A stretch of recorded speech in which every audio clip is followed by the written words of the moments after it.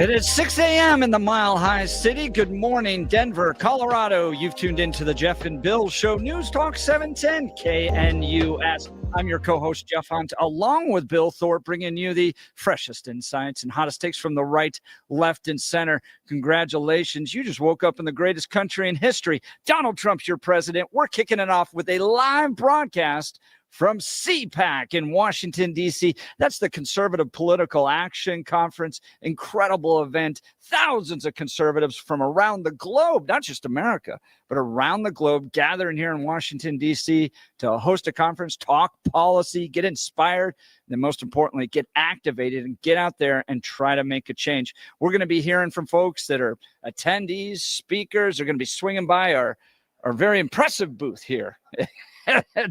We have spared no expense. We have spent the entire $20. That is exactly right. On tape, a magic marker, and some poster board. Oh, it's wonderful. It is so good. Which we just stand out because there are huge displays with like big rigging. I mean, tens of thousands of dollars just spent to get the spot.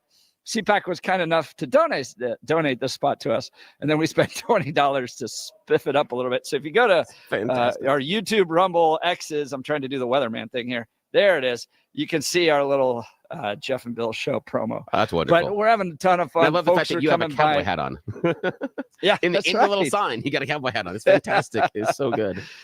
Edward Bartlett, he's got PhDs. He's the president of SAVE, which is assuring fairness and due process in schools. But he's been diving into corruption and fraud within the Department of Justice. He's just swinging by. He just came by. And this is part of what happens at CPAC. People are here. They got projects that they work on.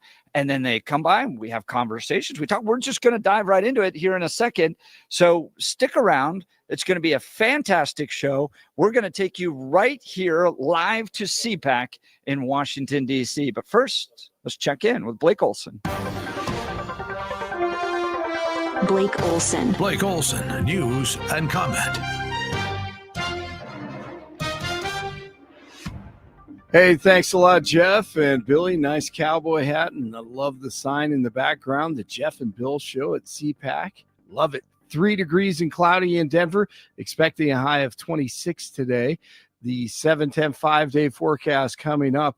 Our top story, the IRS expected to start laying off some 6,000 employees starting today.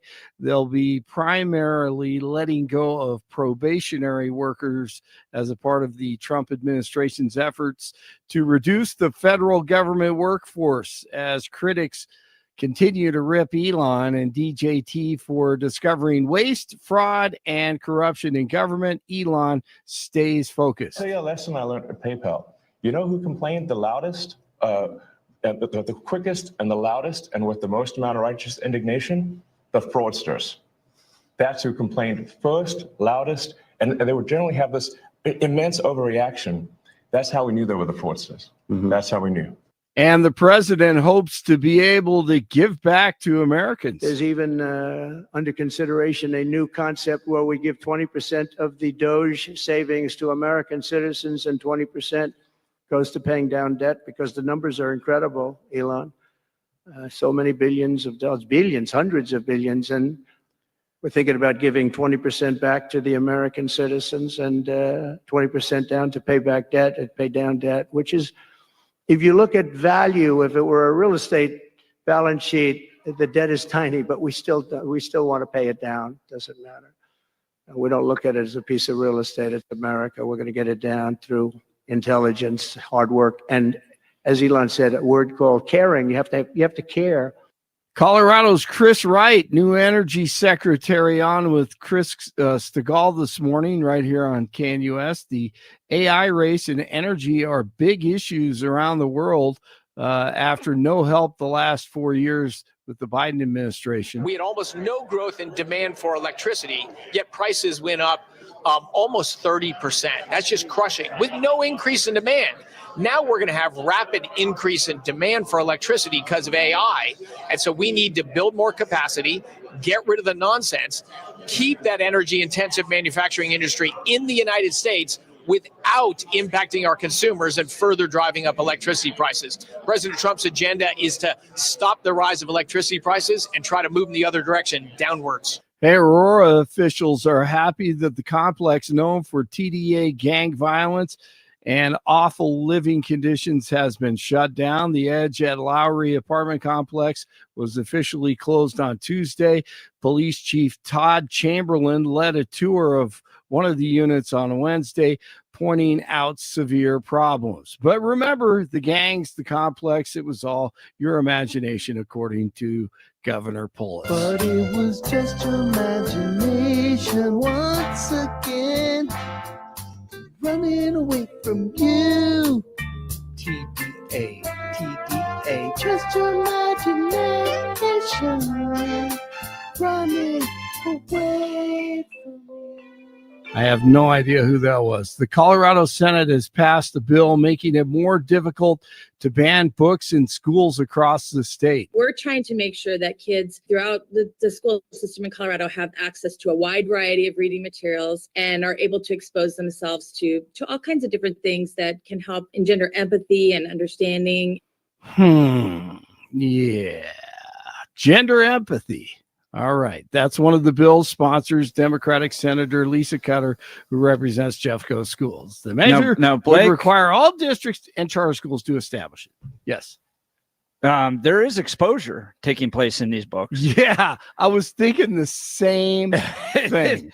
It Absolutely. is not the kind of exposure that I think parents want their kids to have to. We sat down with the superintendent of Elizabeth School District, who's in this big ACLU battle. This was, we met with him on Tuesday, just a few days ago. That's right. It was only 48 hours ago. I know. And, we asked him up front, are you banning these books because of worldview opposition? No. Are you banning these books because of the race of the author? No. Well, why are you banning these books? Because they're literally porn. Right. Exactly. Hello. So, if you're concerned about exposure, we may want to talk about the type of exposure these lawmakers want to bring to our kids. There's plenty of exposure in there. Yeah, I found that pretty enlightening as well. The remains of 4 dead Israeli hostages have been handed over by Hamas. They included 2 children, ages 4 and 9 months. The bodies of their mother and an elderly man were also returned today. The terrorists said the children and their mother were killed in an Israeli airstrike in 2023. No proof of that. The father was released alive earlier this month. Apple is unveiling its newest iPhone model. The tech giant put a spotlight on the iPhone 16e Wednesday. It's aimed to be a more cost-friendly version of the company's current mobile lineup, selling for just under $600. News brought to you by Lara Fireplace and Patio, Denver's premier source for everything fireplace, patio, and grills, locally owned and operated since 1954, online at larafireplacepatio.com. Nuggets back in action. They play host to the Hornets tonight at 7 o'clock. It's 1 degree in Highlands Ranch. It's 2 in Aurora and 3 degrees in Denver. Jeff and Billy continue. Listen to Jeff and Bill on KNUS. Oh, yeah. Blake Olson, News Talk 710 KNUS. It'll be a cold one. Can't rule out a couple of flurries. Temperatures are going to be only in the teens and lower 20s. Single digits to 10 tonight. Watch for night and morning areas of patchy fog. Thursday will be partly cloudy, not as cold. Highs upper 20s and low 30s. Now, late tomorrow and tomorrow night into Friday morning, we may see a few snow showers passing through. Lows tomorrow night, teens and 20s. Highs Friday 30s. Warmer and dry for the weekend. Meteorologist Don Day in the 710 KNUS Weather Center.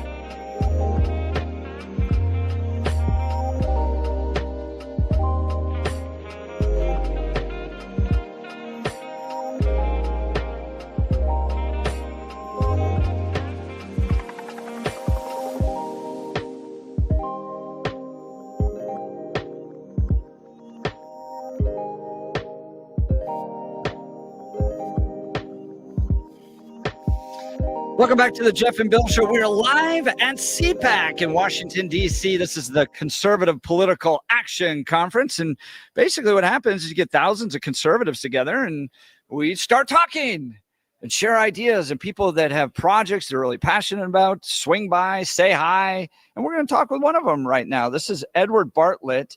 He's a PhD. He's the president of SAVE, Assuring Fairness and Due Process in Schools. And he's got an alert out, DOJ alert, corruption and fraud on steroids at the Department of Justice. Edward, or should I refer to you as Dr. Bartlett? Thank you so much for joining us. Edward. I go by Edward, or you can even call me Ed, my nickname.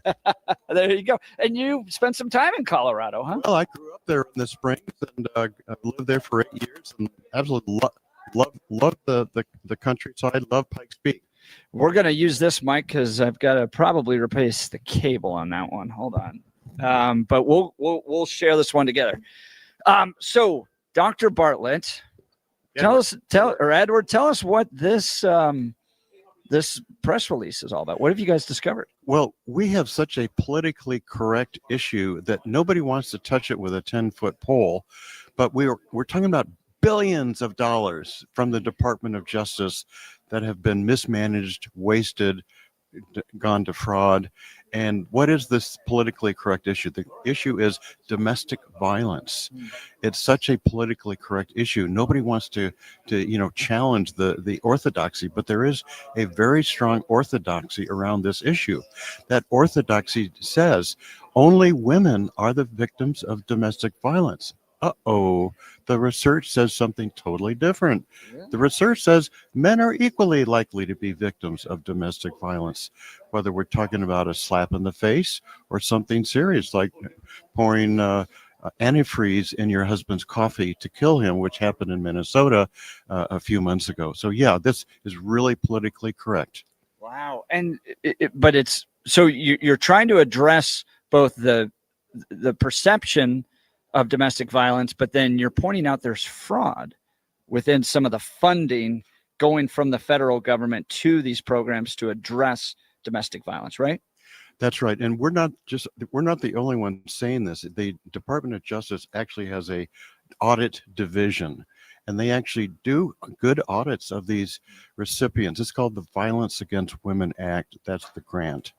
And they actually audit these recipients, and they found, again, this is all on their website, they found that 72% of all of the grantees had some type of misconduct, non-compliance. In other words, they were not on the up and up as far as the financial management. Is it 72%? Now, of the grantees, that's not 72% of the money going out. That's just of the grantees which are receiving the money. 72% of them have some serious compliance issues. That's exactly right. So yeah, and they didn't cherry pick these grantees. So some are small, some are huge. But bottom line is we have a major problem of waste, fraud, and abuse in the Violence Against Women Act grantees. And let me share one example of this. And this is from the state of Florida. So every state has a coalition against domestic violence. Colorado does. In Florida, it's the Florida Coalition Against Domestic Violence. The former head of the Florida Coalition was a woman named Stephanie Carr. And guess what? Tiffany Carr, she managed to filch $3.4 million out of the funding stream in the state of Florida, to the point that she was actually arrested 2 years ago by the state officials. Obviously, she's been removed from her position in Florida. So she was siphoning off just to use for her own personal gain. She actually bought a very nice cottage in the mountains of Northern California. I saw the picture once. So yeah, she got a lot of money, and she put it, let's say she put it to good use. Now, that was before DOJ. So this waste and abuse was caught. Has there been any release of any information since Elon Musk, Donald Trump's been elected, coming from the Department of Justice? You know, I haven't seen any reports from the DOJ. I mean, we've heard so much about USAID. We've heard so much about Department of Education. The reports just sort of flood your inbox or your Twitter feed, but there has not as much attention to the Department of Justice. I don't know quite why. You can guess why that might be, but bottom line is we're talking about billions of dollars have been misused and mismanaged by the DOJ. You talk a little bit about, on the other side of your document here, some of the facilities being rat infested. I mean, having real cleanliness issues. Should be a safe place for anyone being abused. A woman, a man in domestic violence should be able to go to these shelters, but the actual kind of health and safety and well-being of those facilities, not very good. Well, right. I live in the state of Maryland, and actually several years ago, the Washington Post issued a really stunning article. It was titled "Mice in the Couches, Mold on the Walls." Okay, they were of course describing a local domestic violence shelter. One of the shelter residents said it was a living hell. It was so badly managed. It was a filthy place to be. Oh, heartbreaking. So the point you're trying to get across right now is that even though we all feel like this is an important area for investment to be in to address domestic violence, we still have to ask serious questions. You got to deal with where the funding's going, whether or not there's corruption there, or how it's messaged, how men are being treated in domestic violence situations as well. You're trying to raise awareness going, look, it's an important issue, but you can't just, because it feels like a sacred issue, not ask important questions, right? We have been, SAVE, my organization, we've been actually tracking this for over 10 years. We've done reports, we've issued press releases, and it's all based factual on the DOJ audit reports. And I'll be honest with you, we've gotten nary a response from elected lawmakers or from the DOJ about this. Again, this is a very politically correct issue, but I should point out though, several studies have looked at whether these funds are actually doing any good. Are they actually reducing domestic violence? Turns out there is no evidence of benefit of these programs in terms of reducing domestic violence. So it really is, again, this politically correct issue that has lots of narratives surrounding it and lots of money flowing through it. And when you talk about reducing domestic violence, it at least gets the person out of a violent situation. But as far as going upstream as to why this violence is taking place and educating people and actually trying to stop it, you're finding that the funding isn't actually addressing that. Exactly. So these are the reasons why people get involved in domestic violence. A, alcohol abuse. B, emotional, psychological problems. And B, and C, they're going through a separation or divorce. Those are the three issues. Over and over again, we see those as linked to incidents of domestic violence. Now, ask me how much of the funding of the Violence Against Women Act goes to any of those three issues. If I said $0, would you be surprised? Wow. Bill, do you have any questions for our guest, Edward Bartlett, president of SAVE? Yeah. So what I'm looking at is you talked about, the waste, fraud, and abuse. The examples that you've given are in the past, per se. I understand the money going in the wrong places, not being used in the right place. But if we are catching people like the example you had in Florida, does it say that the system at the time was at least working a little bit as trying to find the fraud? I'm just wondering, do you think that the system to find the fraud was working? Do we need more audits? Do we need a deeper audit? What do you think the solution is as far as rooting out that fraud? Well, so in the case of Florida, it was the Florida state government that uncovered the fraud. It was not the domestic violence industry per se. But yes, we think that there needs to be much more among applicants for the funding under Violence Against Women Act, there needs to be a much more scrutiny about what is the financial and managerial expertise of those individuals. But maybe the most important is we need to get beyond this gender ideology narrative, which is so powerful that we have to challenge it because it is not based on science. That's I got interesting. a question on this one too. Go ahead, When Bill. we're talking about the idea of looking for the waste, fraud, and abuse, and you're talking about having to dive into, the applications and the backgrounds of these organizations, my impression is that takes manpower, and I want to have your impression on the idea of Donald Trump and DOJ cutting back on the manpower available for the federal government.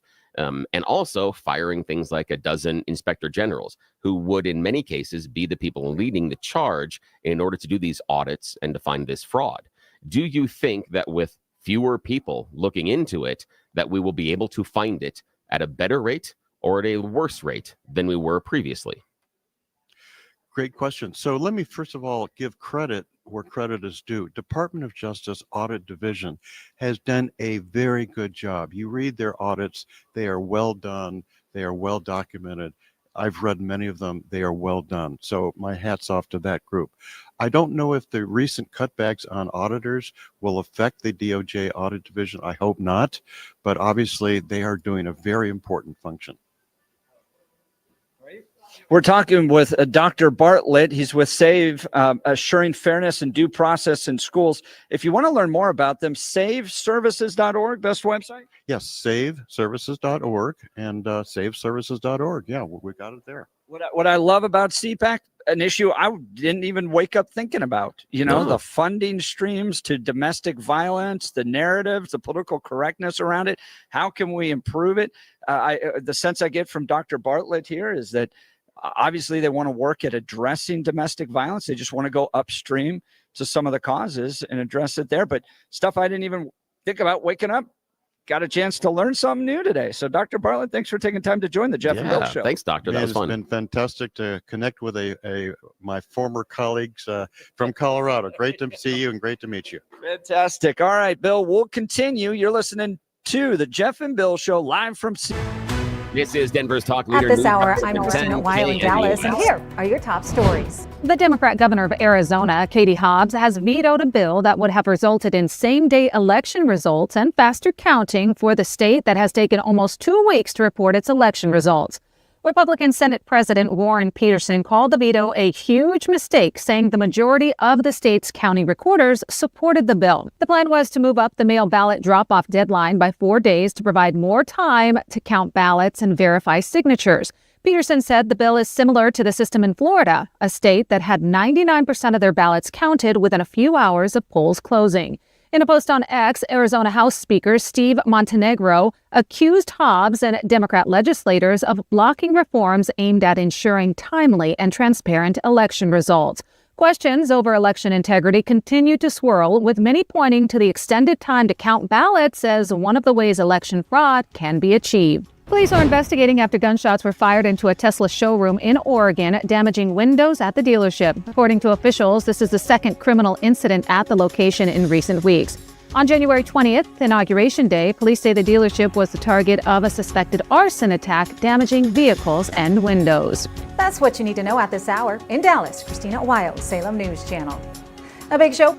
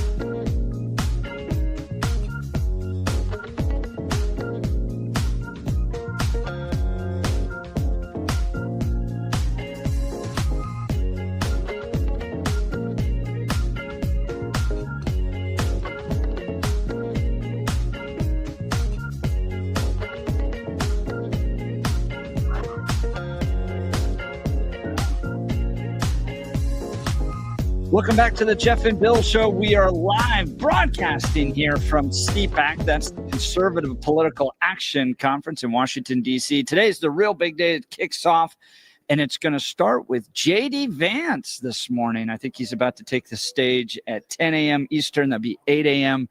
Mountain Time, but they've got the big mags out there with the Secret Service, Social Security, Secret Service, and went through all the rigmarole of getting all the equipment checked early this morning, but we're live here at CPAC on Radio Row, and we are surrounded by some big names. Mike Lindell, just like 2 booths down. Did you see the video of me and Mike yesterday? That was fantastic. That is so cool. And we even got our own promo code now. So if you go to mypillow.com and put in 710, you know, Bill and I get a cut. Not really. No, we don't. But it's they can at least be like, wow, they've got a big audience. We need to maybe advertise with those guys some more. That is fantastic. So, we have our own code with Mike Pillow. That's fantastic. Oh, that's wonderful. And he goes through every little detail of his booth. He was really getting it all set up the way he wanted to. It was pretty interesting. So, I bet it was really interesting, and he seems like a really hands-on guy as far as when he's running the businesses. And so, this is really cool. Still a little jealous. No free pillow. I'm just saying. I'll ask him next time. Okay, good. But I think he's going to probably be pretty busy today. Oh, yeah. As thousands of people are pouring in here in Washington, D.C. to the Conservative Political Action Conference. And everybody taking note of our highly produced booth here. I love it. I love because it's like the 180-degree opposite of everybody else around you. But again, and that's why it sticks out, is because it is so different. And again, we talked about it off air. Next time we do this, we have to hand out old Halloween candy. Have to. Because Halloween candy in March. Oh, and get one of those big pumpkin bowls and just put it up front. The other thing Adam and I were joking about was, and we're going to be putting up the slide. You watch us on YouTube, the Rumbles, those things, the Twitters. We'll be putting up the slide, so you'll be able to see the setup that Jeff has created out there at CPAC. Adam and I were goofing around that if we had some extra time, what we'll do next time is get a whole bunch of those old little brown bag lunch sacks, and then with a Sharpie, put Jeff and Bill Show gift bag on them, so people can take the little bags with them and put the candy in it. So retro, man. We are back to the 70s. Yes. It's awesome. I love it. So we're going to be covering the speeches. I'm literally right outside the door. So just on the other side of the camera here is the actual main ballroom. It's the press entrance for the main ballroom. And I think they've got a big lineup today, but obviously the biggest name, all the security around J.D. Vance.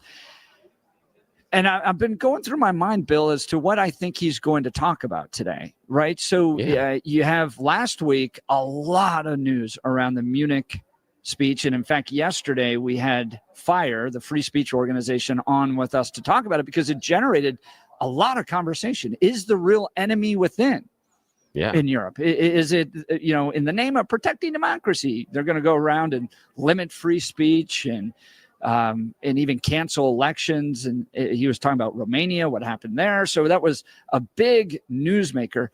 I found J.D. Vance to be highly intellectual. He rolls in the kind of Yale mindset. Hi.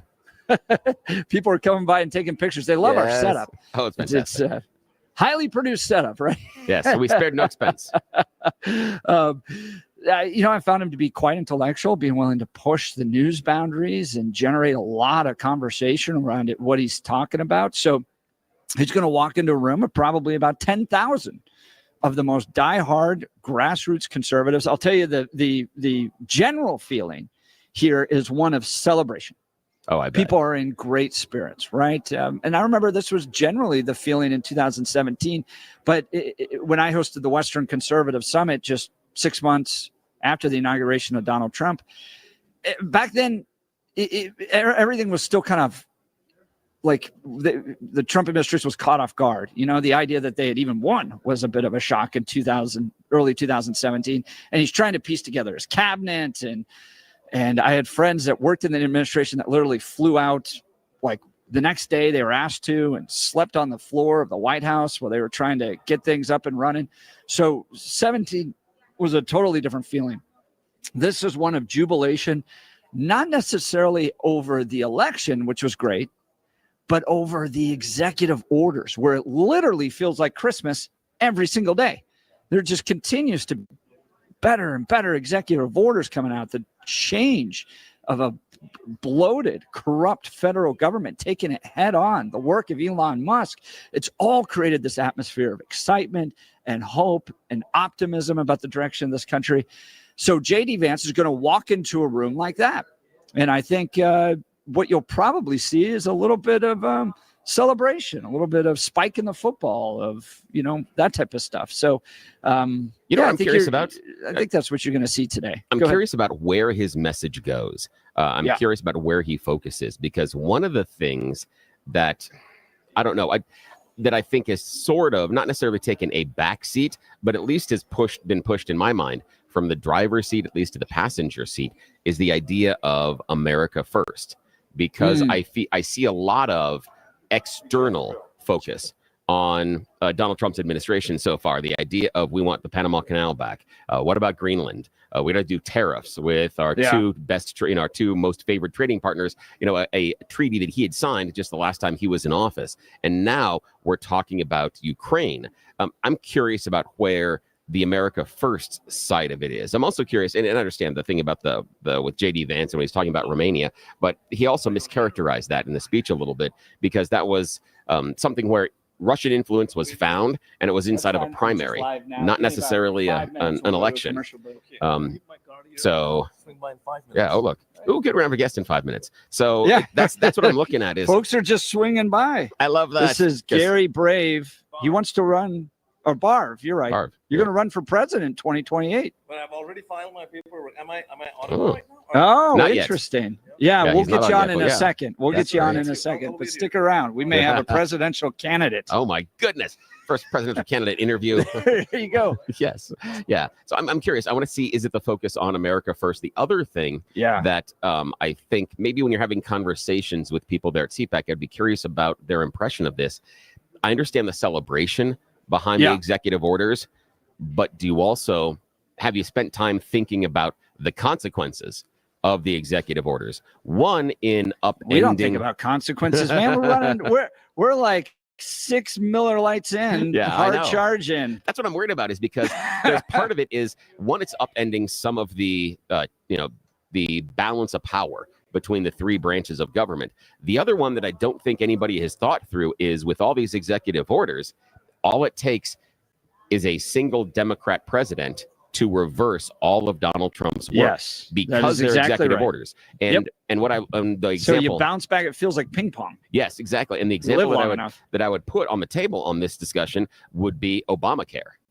Obamacare wasn't done through an executive order, and because it was done legislatively, and the manner in which it was done legislatively, it has been nearly impossible for the GOP to unravel it or stop it from happening. And that's because of how it was accomplished. Thank you, John McCain. Yeah, but what I'm looking at is how we're thinking about this. Yeah, and the other thing too, and I'm going to get to our guest here, is I will tell you, the celebration, at least this week, is around Trump and Musk. And then people have to remember so you have that interesting dynamic going on, at least this week, and that changes week to week. So I want to see how J.D. Vance uses this speech to remind people, he's right there in the mix. All right, so joining us now is Dana with the Lawyer Dana podcast. And I've asked Dana to come over because his booth is just so much nicer. He's got all these high-def cameras and beautiful lights, and he's got his own step and repeat. And I've got a poster board I got at CVS last night. I like your hand-drawn the Jeff and Bill show. I'm going to post that picture on my podcast and show everybody what you're talking about. I think it's classic stick figure. We have spared no expense, just like you spent all the money that you had available to you, Dana.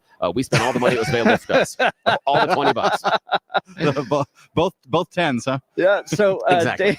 Dana Palmer, tell us about your podcast. So we talk about anything that I find interesting. And most of the time, the thing I find interesting is family and faith and politics.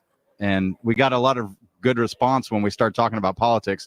So we thought we would just go ahead and be authentic. So a lot of people think that you're going to lose business because you're alienating half of your audience. And that is true a lot, but we haven't really seen that. And our business has grown. And I just like telling people who we are, because by trade, I'm primarily a divorce attorney.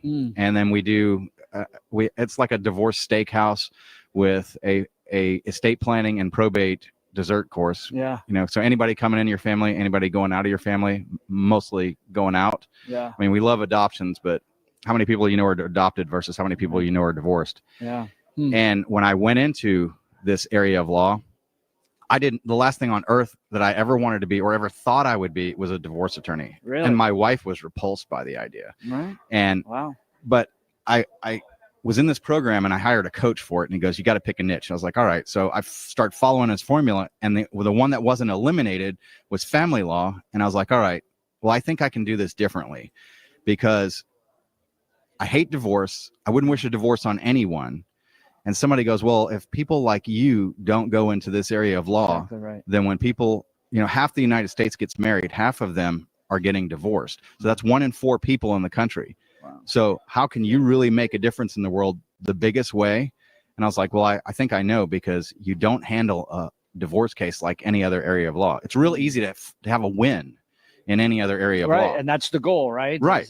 Is, get your client that win, but that doesn't always work out best No. for everybody. In a So divorce if case. here's the problem. If you're skiing and you're worried about hitting the trees, what are you going to do? You're going to be looking at the trees. You're going to hit the trees. Where do you look? You look at the space in between the trees where you want to go. Yeah. Well, that's what we do with family law. So the first thing that I said was, all right, well, divorce doesn't have to be so hard. So what's not hard? I look on the internet. I was like, maybe I can find a domain name. It's like easydivorce.com. Oh, that was taken the day the internet was invented. Okay. So what's not hard? Okay, soft. And I looked, and softdivorce.com was available, and I register it.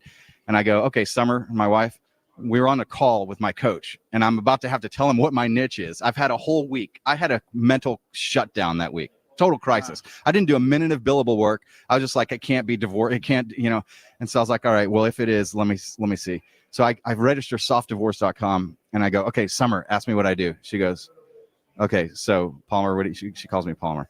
Palmer, what do you do? And I go, I help people get a soft divorce. And she's like, oh my God. I go, no. Tell me ask me what a soft divorce is. She goes, all right, what's a soft divorce? I go, because divorce doesn't have to be so hard. And at that moment, she goes, I'm done. I thought she was going to divorce me. Like, she was just done. She's like, just tell him you're not willing to pick a niche, and just whatever. And then I hear, Dana, your turn. I'm like, oh, okay, my coach, and I'm on a call with 10 other lawyers, right? And it's my turn. And I was trying to go last because I knew I wasn't ready yet. I was trying to desperately, while everybody else is talking, I'm not paying attention. I'm trying to figure out what I'm going to say. So I go, okay, I help people get a soft divorce. I like it. I go, no. Ask me what a soft divorce is. He goes, all right, what's a soft divorce? And I go, because divorce doesn't have to be so hard. I like it. Everybody liked it. There was like 100 people in this program. They were all jealous. They were like, that's the greatest. Like, that's it. And so since then, I've actually registered healthydivorce.com, which cost me like, I don't know, 20 grand to buy the domain name. And because that's what I always meant by soft, is like, and we focus on what's healthy. So if your car's spinning out, where do you point the wheels? You point the wheels in the direction you want to go. Right. If you're driving a NASCAR, lots of left turns, right? He's making a left turn. What's he doing now? Oh, he's making a left turn. Yeah, right. What's he doing now? It looks like he's making a left turn. So, but if you're looking at the walls on either side, you're going to hit the wall. Where do you look? You look at the space you want to go. So what we do is we change the paradigm. Everybody else is like talking about how they're wrong. Okay, you know what? That answers one question. Should you get a divorce or not?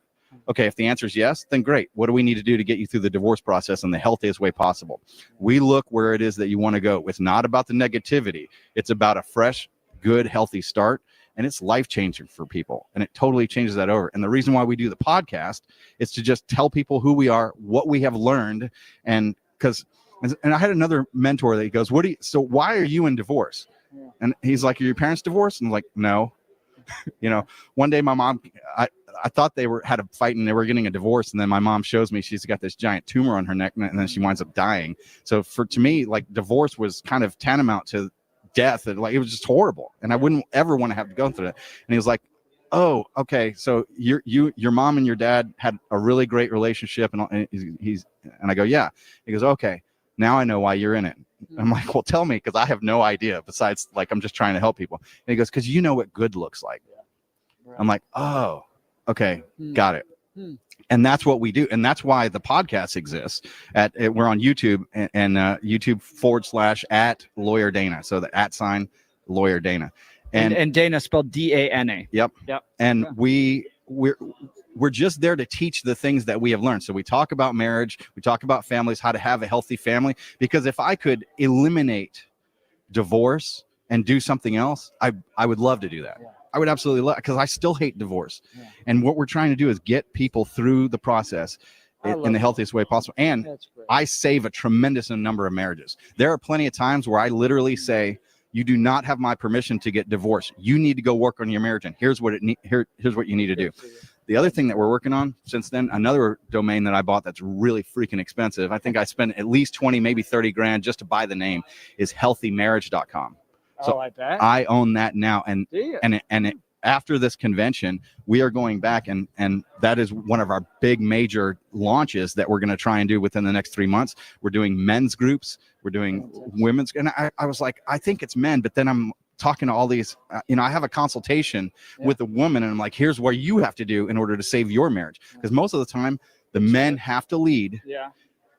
But if they're not leading, I can teach a woman how to lead and how to lead her man to be able to lead. Aren't most filings coming from women these days? That's what I've heard. That's a really interesting topic. Yeah. And it's fascinating because who actually files is completely irrelevant. And I've had a man that he was like, no, I'm just not going to file. I'm just going to wait for her to file. And what happens is sometimes is they push the other side to have to file. Yeah. So the cliches that you would think that you see, and for the reasons that you think, are not really the actual internal reasons. They're the reasons why it might look that way. Yeah. But when you see the inside, which is totally, like for example, most people are thinking that's Mickey Mouse up on the stage and they're seeing the Mickey Mouse stuff. What I'm seeing is there's artists back there drawing it. There's a voice guy. Yeah. Like it's a production. I see the behind the scenes stuff and the behind the scenes of what that really, really is, as opposed to what it looks like from the audience perspective, is very, very different. I bet. And the level of things that I've learned about people, I mean, within 5 minutes of knowing people, I probably know something that the person that they've been married to for 20 years hasn't necessarily known, or most of their friends don't know. I'm talking to Dana Palmer. He's the host of the Lawyer Dana podcast. You got to check this out. Go to youtube.com/Lawyer Dana. Thank you so much for what you're doing to protect and honor and save marriages. Thanks, man. Jim. That matters a lot. He's my sweet mate. He's right next door. So maybe we'll bring him back to talk a little bit. He's got a great setup, but go check him out. youtube.com/Lawyer Dana. You're listening to the Jeff and Bill Show live from CPAC in Washington, D.C. This is Denver's Talk Leader, News Talk 710 KNUS.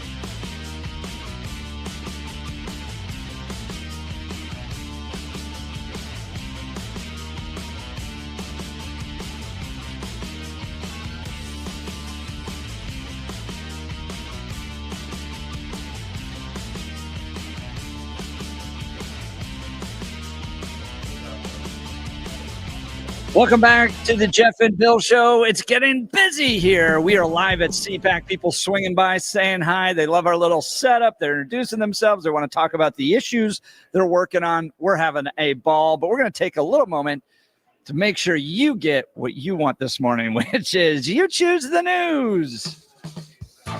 Yes, it is that time of the morning where we are completely and totally irresponsible and ignore all of the rules. It's something we call You Choose the News. It's America's favorite fake radio news game show. You know how we do this one. I have scoured the interwebs for moments this morning to find really dumb stories about us humans, giving them even more ridiculous headlines so that we can play this fake radio news game show. Why would we be this irresponsible with valuable airtime? Because those in charge are not awake at this hour. So, of course, we're going to take full advantage of it. All righty. As you know, Blake Olson joins us from the newsroom. Jeff Hunt is at our, spare no expense booth. It's CPAC. So we're going to be doing this one live, gentlemen. Here we go. The headlines this morning for your purview are, number one, it's not mine, but I should keep it. Headline number two, saving requires sacrifice. Headline number three, all the old paintings on the tomb do the sand dance, don't you know? And headline number four, you have offended my honor. Defend yourself. Your choice, sir. Mr. Hunt. You have offended my honor. Yes, Defend yourself. You have offended my honor. Defend yourself. We are traveling to wonderful Japan for this one. Tojiro is a Jiro-style ramen restaurant in Kyoto, Japan, ranked second in the city's ramen database. But recently, they have come under scrutiny for placing a bounty on a pair of customers because of low-rated reviews. All began when two individuals dined at Tokyo Jiro in Kyoto, and one of them posted a one-star review criticizing the store's customer service and the quality of their food. Up to this point, totally normal. But the restaurant did not take the criticism lightly. They posted a threatening message saying, if you write a stupid review, we will find you and beat you up. Seems rather personal. In fact, they escalated it further by publishing photos of the customers who were the offenders and offering a cash reward for anybody who could provide information on their whereabouts. They even went so far as to threaten the individuals online and offered a $100,000 yen per reviewer to anyone who could provide personal details and more if you can take action against them. Yes, a bounty for bad ramen review. I love it. I love it. Don't tell McDonald's what I think about that McRib. I'm in trouble. Grimace is going to beat my ass. All right. Blake Olson in the news department. Your choice, sir. It's not mine, but I should keep it. Saving requires sacrifice, or all the old paintings on the tomb do the sand dance, don't you know? Saving requires sacrifice. Saving does require sacrifice. You know, this is outside the purview of Doge, but we might have just saved billions of dollars in Social Security. The Social Security Trust Fund is going to see a net increase of hundreds of billions of dollars because a bunch of people died because of COVID.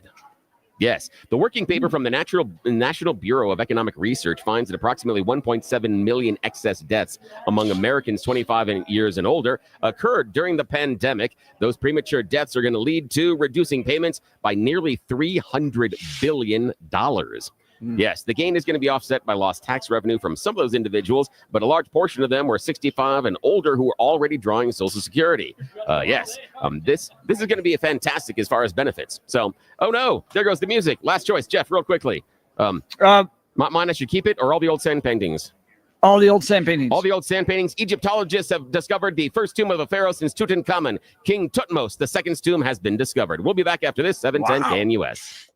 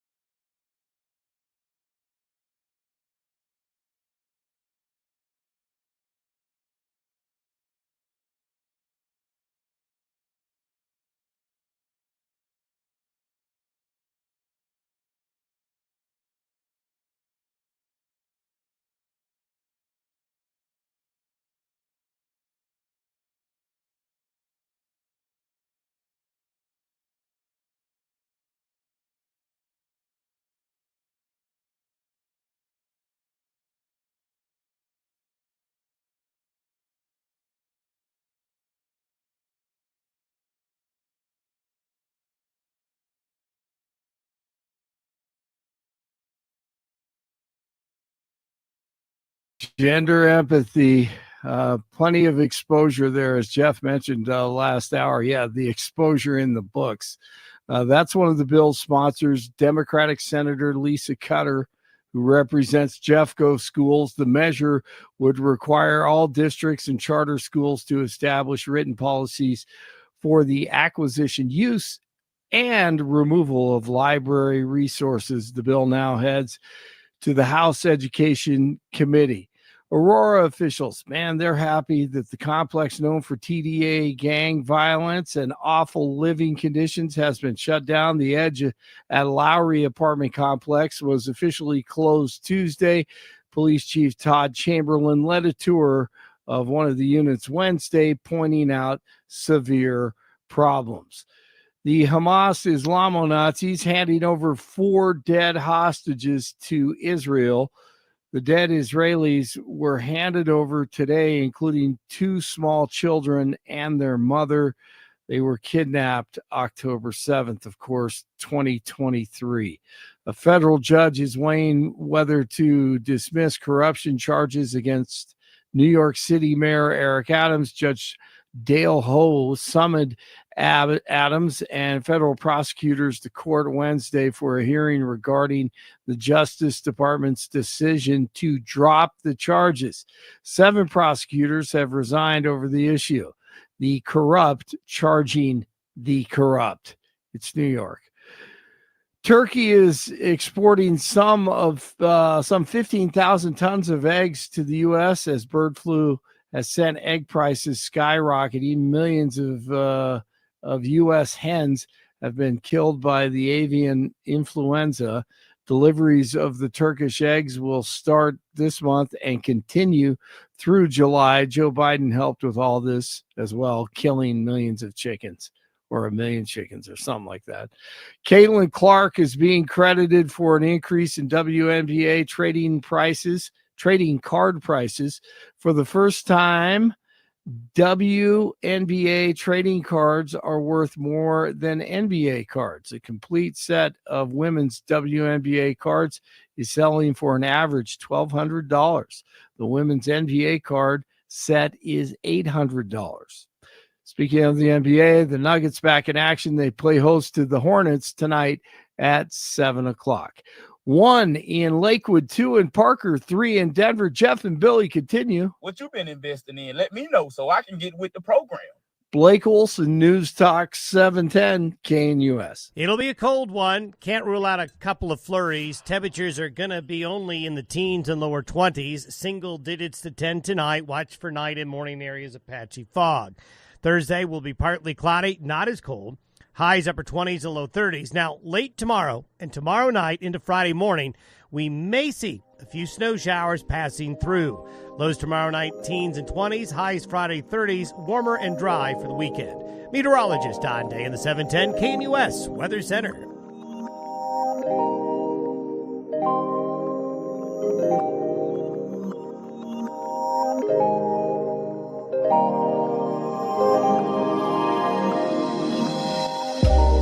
Back to the Jeff and Bill Show. We're live from CPAC, Conservative Political Action Conference in Washington, D.C. This is where thousands of conservatives are gathering in order to talk about their issues, run for office even. We're going to hear from J.D. Vance a little bit later this morning. He's going to be on the main stage. Lots of energy. I've been through ups and downs with the conservative movement over the years, and it's nice to be in a place people are feeling good about the direction of this country. J.D. Vance, Elon Musk, and DJT. And it's great to be around them. It's a very fun time here. Now, someone who swung by our booth here at Radio Row is running for president. His name's Gary Barve. And that's a big office to go for. Gary, thanks for joining the Jeff and Bill Show. Well, thank you, Jeff. Appreciate it. Thank you for giving me the great honor and opportunity to be on your Jeff and Bill show. I believe your colleague Bill is on air as well. That's right, Bill. And Yes, it's great to be. Oh, yeah. Hey, Bill, how are you, sir? Good. A little cold here. It's you guys are in DC and it's warmer. It's freezing. It's like I understand. All right. I understand most of your viewership is in Colorado. Let me quickly introduce myself to your great audience. My name is Gary Barve. I am a youth supporter of our president, Donald J. Trump. a proud Republican of the Republican Party that belongs to our President Donald J. Trump. And I'm officially running for President of the United States of America in the 2028 election to help President Trump make America great again, keep America great, and save America. And Jeff and Bill, I'm running because I love President Trump. I love our country, the greatest country in the world, the United States of America, and I love our great American people, and I want to help President Trump make America great again. That's why I'm running. And I'll just say this, I am the biggest, most loyal supporter of President Trump in the country, Jeff and Bill. I have been a supporter of his right from my first campaign when I ran for city council in Santa Clara, California. I actually wore a red Make Santa Clara Great hat during that campaign. We had a tremendous result. And look, I'll say this, I respect all religions, but I'm Christian. And I believe in Jesus Christ as Lord and Savior. I believe the Bible is the word of God. And I believe President Trump, one of the reasons why President Trump had such a tremendous win against dumb as a rock Kamala, where he defeated her in all 7 battleground states, one of the big reasons for his win is he's a big Christian. President Trump is a big Christian. And Jesus Christ is with President Trump. Jesus Christ is with our country, and Jesus Christ is with our great American people. And again, Jeff and Bill, I'm happy to answer any question that you might have for me. Open book. All right. It's Gary Barve. He's running for president, and he's working the crowd here at CPAC. So, Gary, let's talk. You were born in America, but you don't have much of an American accent. So tell the folks the story there. All right. Well, I was born in Summit, New Jersey in 1984. So I'm 40 years old. And, I say this, I've been asked this question on air a lot because obviously I have an accent, right? And, so I always say this when, when I do radio shows, interviews, podcasts, I always say this when this question's asked. I was born in America. I'm American, and I have President Donald J. Trump, Republican American blood in me. How do you like that, Jeff and Bill? And look, I love our country, and I'm ready to take a bullet for our country, and I'll explain exactly why. One of these phrases that I've come across recently is, the proof is in the pudding, right? I like that phrase. And so let me explain why I believe I'm ready to take a bullet for our country. So, I've been probably, in my opinion, after President Trump or along with President Trump, I've been the most vocal speaker against illegal immigration that's happening in our country right now. And Jeff and Bill, I don't know if you have heard about these gangs that have come into our country from across the southern border. There's this gang, Venezuelan gang, they call themselves Tren de Aragua, right? They call themselves Tren de Aragua. And I say, the first thing that came to my mind, Jeff and Bill, is what a stupid name for a gang, right? Who names their gang Tren de Aragua? It's a stupid name. But, it's a vicious gang, Jeff and Bill. They literally took over an entire building in Colorado recently, right? We about went that. Down there. We went down and interviewed people, and our governor was saying, no, it's not happening. The mayor said, no, it's not happening. So we went down, actually went to the apartment complex, and we interviewed people there. Yeah. And people who live there, and they're like, oh, yeah, the gang's right there.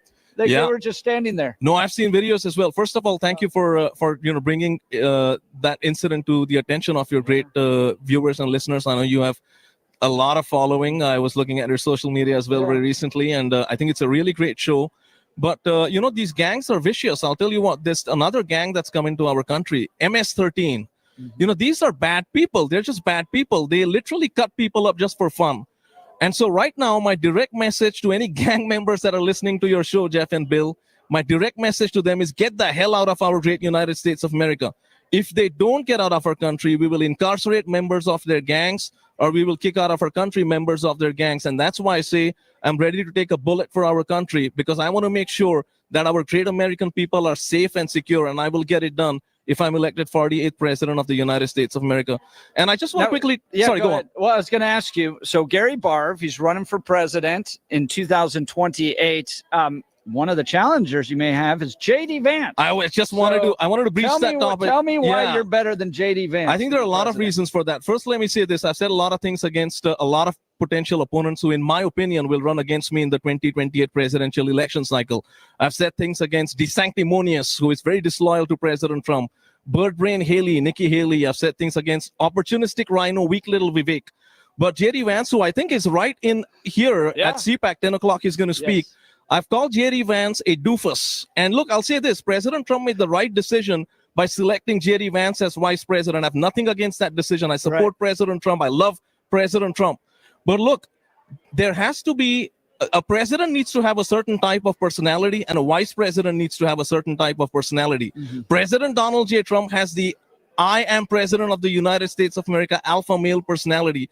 It's almost an undefinable personality. that President Trump has, and he's top of the ticket. Donald J. Trump, President Trump is top of the ticket. Bottom of the ticket is okay for J.D. Vance, I'll say that. And, I also call him, a docile cheeks beta male guy. And I'll explain exactly why. Look, he has that docile beta male personality sort of in the background, and that's great for a vice president when you have an alpha male like President Trump running for president. And so that's fine. I'm okay with that.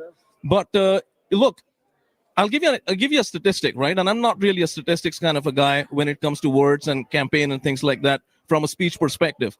But I did a little bit of research, and there's only 6 vice presidents in the history of our country who have actually gone on to become president of the United States of America by winning their own election. And there's a reason for that. Vice presidents are vice presidents for a reason. Presidents are presidents for a reason. So I call him docile cheeks beta male J.D. Vance. And I'll say, you're probably thinking docile is obvious. He's a docile kind of a guy. But I call him cheeks beta male because, and I sort of say that tongue in cheek, right? But I feel J.D. Vance is conscious about his big cheeks, and he covers it up with his beard. I do believe that. And look, I think J.D. Vance is not going to be president. And I'll say this, Jeff and Bill, I've been right about a lot of things. I can definitively say J.D. Vance, who's probably in there right now, is not going to be president 2028. I have a great shot at winning the election. I have met President Trump. I was invited by someone who is very senior on his campaign, formerly worked with his campaign at his rally in Nevada recently on January 25th, I believe it was. Yeah. It's a great start to the campaign. I'm going to make America great again as the Republican supporter of the greatest and the 47th president of the United States of America, Donald J. Trump. I'm talking to Gary Barve for president of the United States of America. If you want to go to his website, it's Gary Barve, B-A-R-V-E, Gary Barve for F-O-R, America.com. You can learn about him. He's part of what makes CPAC eclectic. He's, you got people with their issues and they're working around a particular issue like we heard earlier about domestic violence, and then candidates that want to raise their profile and get the grassroots conservatives behind them. Bill, do you have any questions for Gary? Yeah, one just point of information. When Gary goes forward, make sure MS-13 is a homegrown gang that started in L.A. It's not something that's invading. They've been here since the 80s. But more... Let me respond to that. You got to give me a chance to respond to that. Yeah, I disagree with you. Let me say this. The gang MS-13, most, or I would say just about every member of that gang come from across the southern border. That's my research. You might have a different set of data for your research. I'm not sort of politically attacking you here, my friend. But my data and from the conversations that I've had, MS-13 is a vicious gang, and most of their members have come across the southern border into our great United States of America illegally. And I'll tell you this, I want all illegal immigrants that are in our country illegally back to their country of origin, back to where they came from. Look, Bill, I support legal as in lawful immigration, as long as it is America first. America first, legal, lawful immigration, I support. I'm not talking about immigration. I'm just talking about the history of the gang itself. It started in L.A. in the 1980s. That's where it came from. Now, if we do have people that are crossing the border illegally and joining the gang, that is absolutely correct. But the genesis of the gang is in L.A. in the 1980s. That's where it came from. That's where Bill, I respect what you're saying, but here's my point, my friend. My point is, if most of the membership of the gang is from outside America, that's an illegal immigrant gang. Would you agree to that? I mean, if 99% of well, that's my perspective. I understand if 99% of that's fine. That's fine. Yeah, but it started in LA. It's an American-grown gang. Defining it as an external gang coming into America is just incorrect factually. I understand what you're saying about the illegal immigrants. Just factually, it's incorrect because it started in LA in the 1980s. But let's move on to your statement about Donald Trump being a strong Christian. How do you derive that conclusion? What behavior, what in Donald Trump's past shows you that he is a strong believer in the faith and a follower of our Lord Jesus Christ? Well, let me first respond to your initial point, right? I still disagree with you, and we can agree to disagree on this all we want, and that's okay. But you got to let me respond. Sir, it's a fact. No, hold on. Well, you have your set of facts. I have my set of facts. It's a little bit of perspective. Gary, with no, respect, hold on. Well, truth is immutable. Where MS-13 came from is based in LA. That's fine. Here's you can my describe point. it certain way. You can describe it certain ways, but you have to be honest about where it started. Bill, you got to let me talk, my friend. All right, let me respond to what you just said. 5 minutes. Well, all right. Go ahead, Bill. Let's finish. All right. See, Jeff's a nice guy on this show, right? Good cop, bad cop, a little bit, right? By the way, I support our law enforcement. They're incredible people. But let me say this. Look, Bill, here's the difference of opinion that you and I have, all right? My belief is that if a major majority of the personnel belonging to the members belonging to a particular gang are from outside America, that's an illegal immigrant gang. But let's breeze past that. And that's my opinion on it. You can have your opinion. That's fine. The other thing you said was, you were sort of, I don't know if you were questioning it or if you were just doing that from the perspective of debate. But you said, is President Trump a big Christian? I'll tell you what, President Trump is a big Christian. He believes in Jesus Christ as Lord and Savior. And look, I am a big Christian as well. I believe in Jesus Christ as Lord and Savior. I believe the Bible is the Word of God. And I believe President Trump is a man of God. He's a man of Jesus Christ. And one of the reasons, and I'll explain it exactly why, Bill, as well. That's a great question that you asked me. One of the reasons why President Trump won is he's a big Christian. And I'll explain exactly why I believe that. When President Trump announced November 15th, 2022, I believe it was, President Trump announced that he's running for president. And, you had after that indictment 1, indictment 2, indictment 3, and indictment 4 against President Trump because of the political weaponization of the Department of Justice by the corrupt Joe Biden, Kamala Harris Democrat Party. And I kept saying the same thing. President Trump is a big Christian. He's going to save America. He's going to win the election. Jesus Christ is with him. Then you had assassination attempt 1, assassination attempt 2 against President Trump. Bill, you know this. The first assassination attempt, 1/8 of an inch, right, Jeff? 1/8 of an inch here and there, it would have been a completely different result. Yep. But President Trump survived and he became stronger. He fought stronger after that, even stronger, if that's even possible. He's the strongest man alive. And, November 5th, also there was the raid of the Mar-a-Lago, right? There were so many bad things happening because of the corrupt Democrat Party. President Trump fought like no man's fought for our country before. And he won the election. November 5th, 2024 arrived, and he defeated, like I said, dumb as a rock Kamala in all 7 battleground states in one of the biggest victories that America has seen on the political stage. And so it is my belief that Jesus Christ is with President Trump, and one of the reasons is he's a big Christian. And, that's my belief. It's not even an opinion. It's my belief. Some people might disagree. There are a lot of Democrats who will probably disagree with that. I believe what I believe, and I stand with it 100%. Okay, in that was a long way, but you never talked about how you've come into the conclusion that Donald Trump is a strong believer in our Lord and Savior Jesus Christ. How do you come to that conclusion?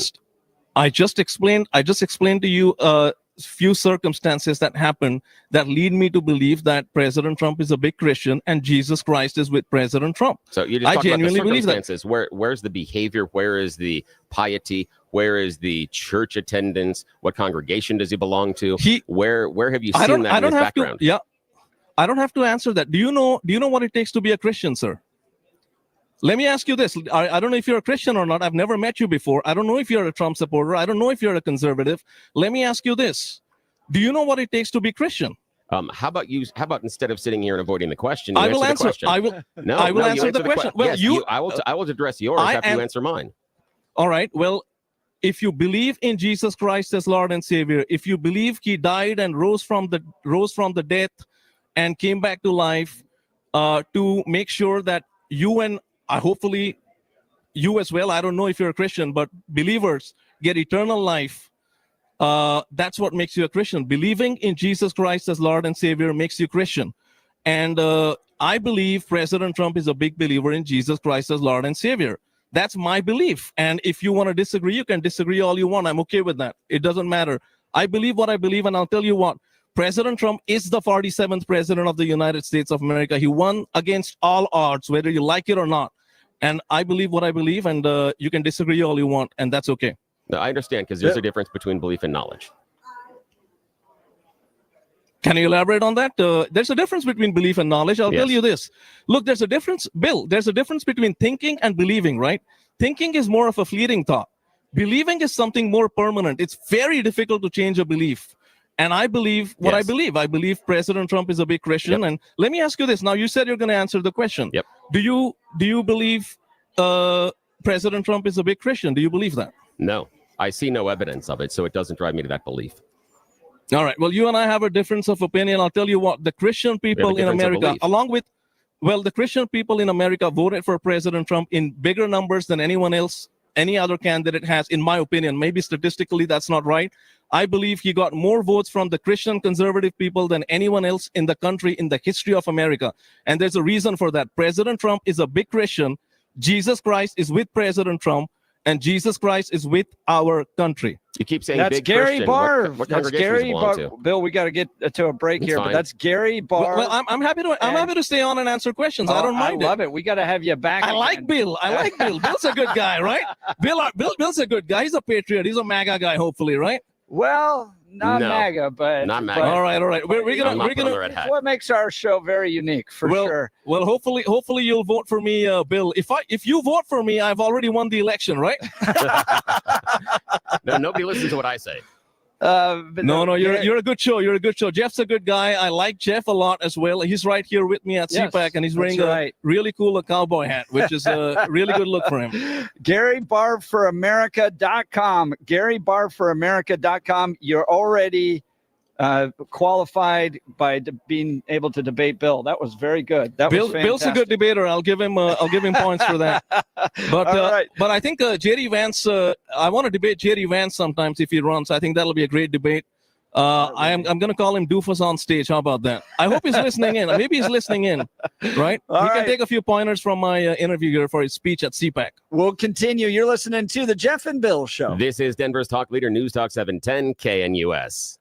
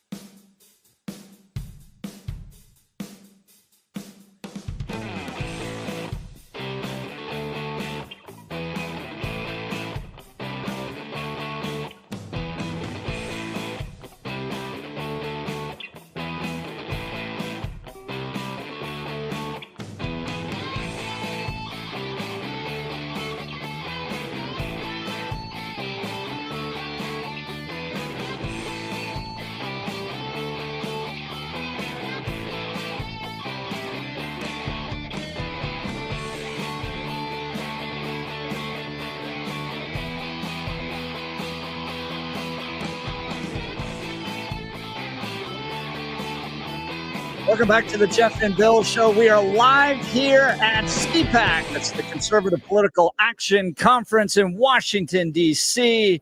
Lots of people, thousands of people coming by. And what you do at this conference is you hear big names on the main stage, like J.D. Vance. He's going to be giving a big speech here in a second.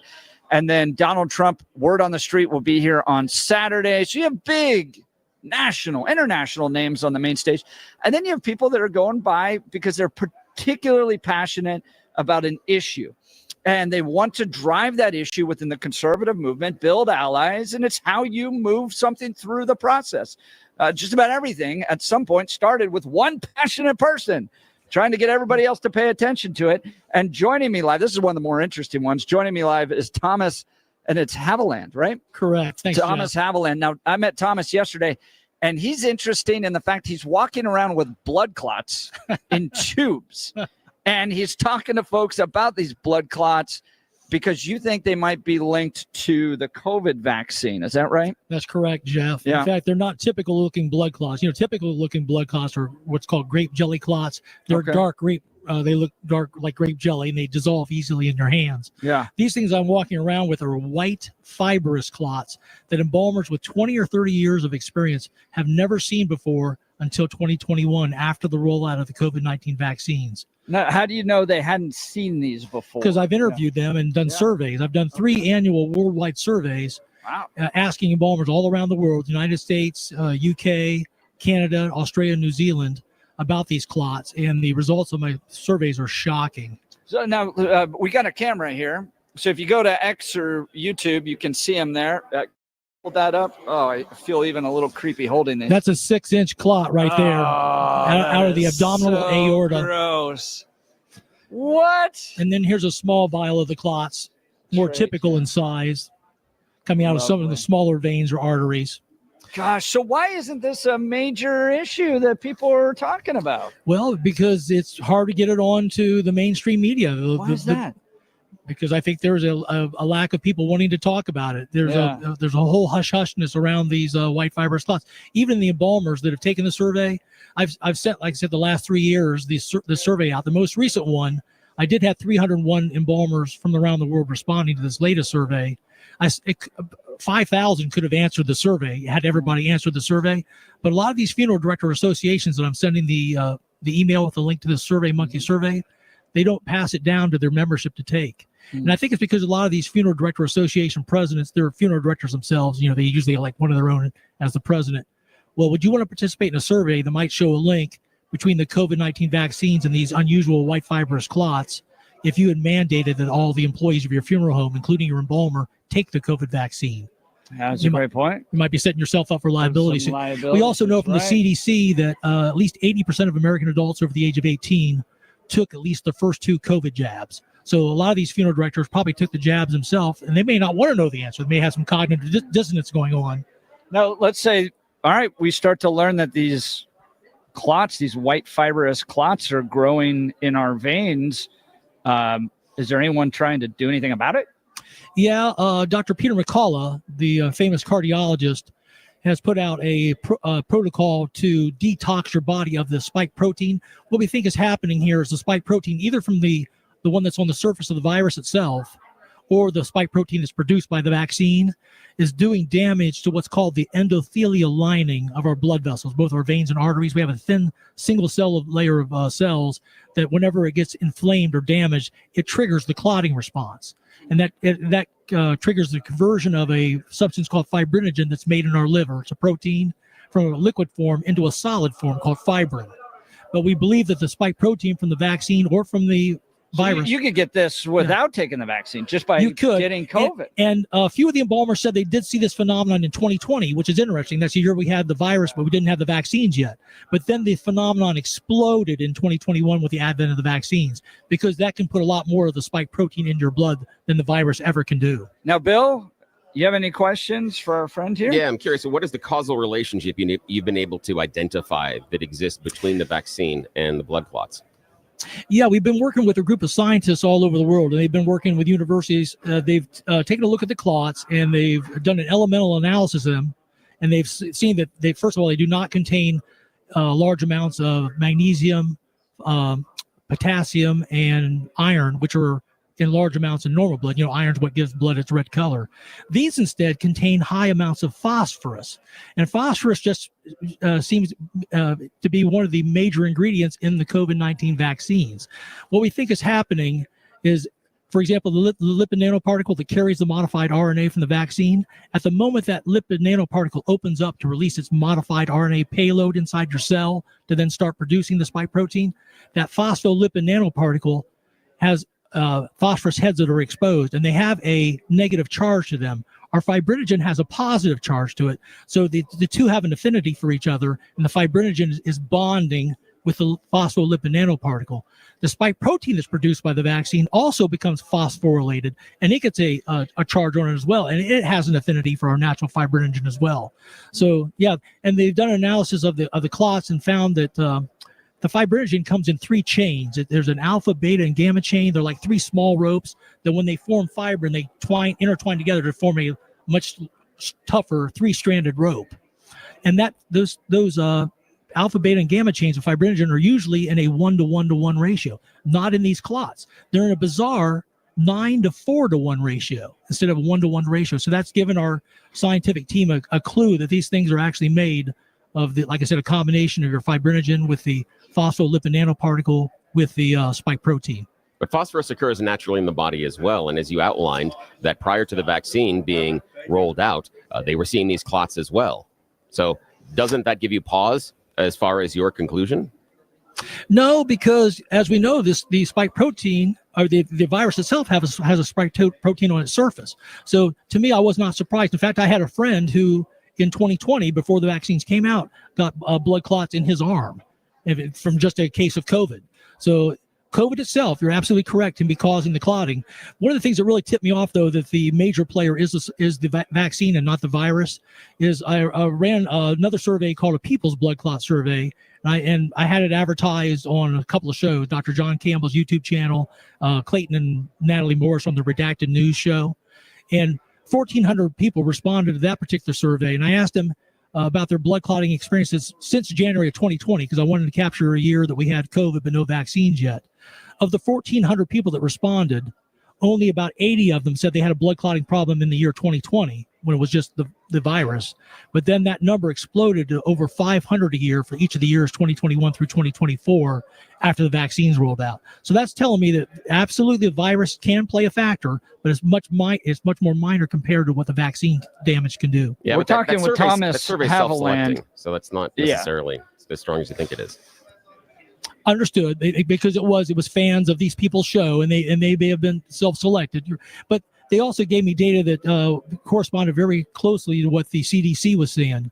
For example, we asked them, where is the clotting happening in your body? And the number one answer was the legs. There's deep vein thrombosis. It seems to be the most commonplace.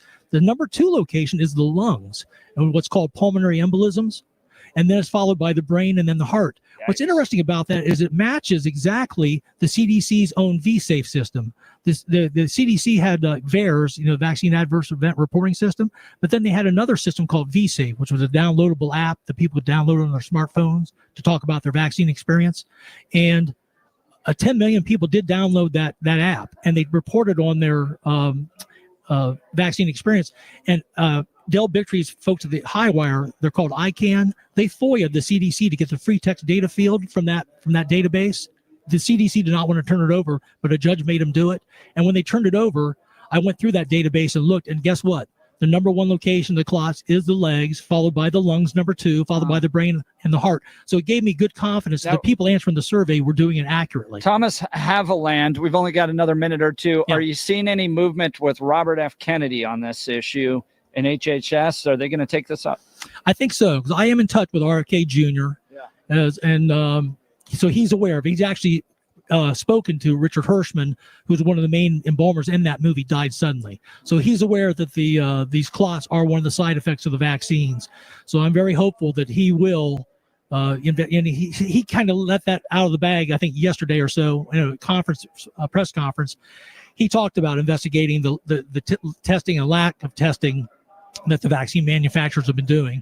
So I think more thorough testing will be done, and when it is done, it'll be discovered that the vaccines are causing this phenomenon. Thomas Haviland. He's working the CPAC crowd to build awareness around this issue. And Thomas, if people wanted to check in on this more, where do they do that? Yeah, my assistant, Laura Kasner, we have a Substack affectionately called Clotastrophe. Okay. So if you go to Laura, Laura Kasner, Kasner.substack.com, you can find all of our work. All right, Thomas, thanks for swinging by. We'll continue with the Jeff and Bill Show live from CPAC. This is Denver's Talk Leader, News Talk 710 KNUS.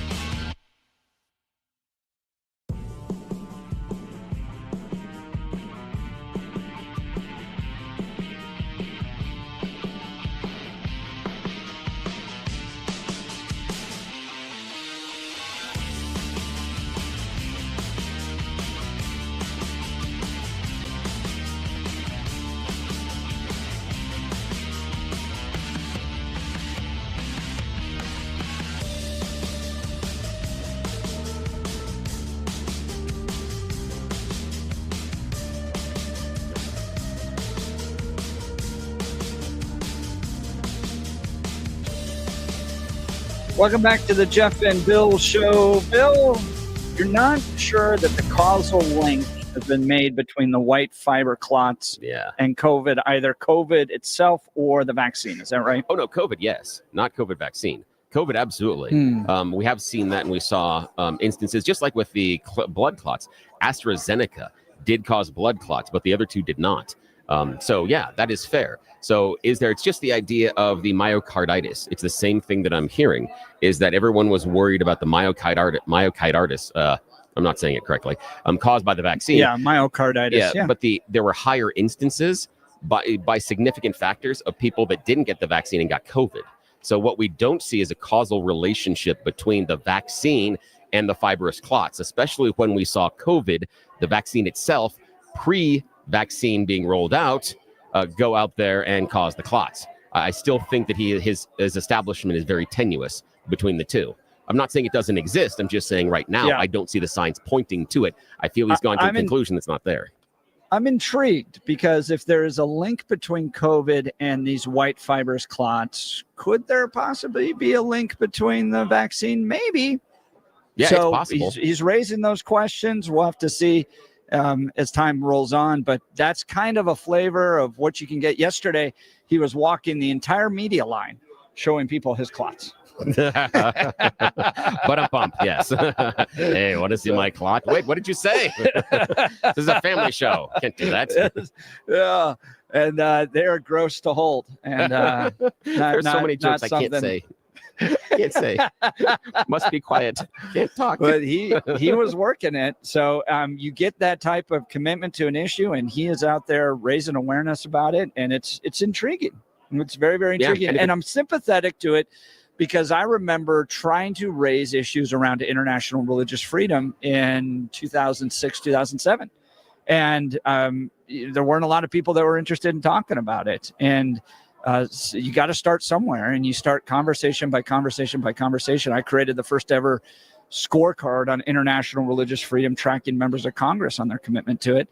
And I was saying religious freedom could be the next big issue in the social conservative movement alongside sanctity of life and traditional marriage. And lo and behold, you ended up with the Jack Phillips cases and Rory Smith and two major U.S. Supreme Court cases. And the thing that he was talking about there that I think is interesting is the idea of does phosphorus introduced through the mRNA vaccine create a possible higher instance because it allows more of the building blocks?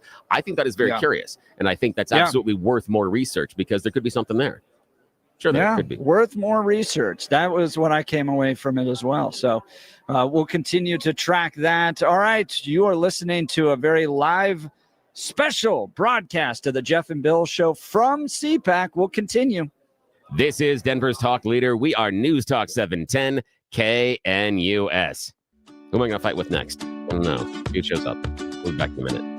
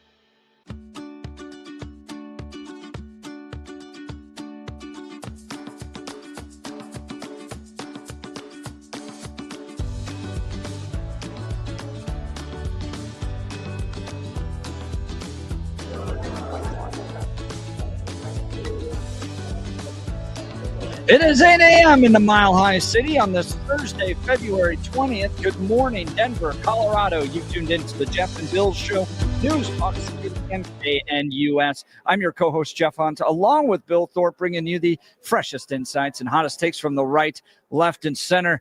Congratulations, you just woke up in the greatest country in history, and Donald Trump's your president. Let's get after it. We got a whole show for you planned of engaging discussions, critical analysis, but most importantly, your phone calls and texts, because this is where Denver's voice is heard loud and clear. So grab a cup of coffee, Denver, and let's dive into the issues that matter most to you right here, right now. We're doing a very special live broadcast from CPAC. That's the Conservative Political Action Conference in Washington, D.C.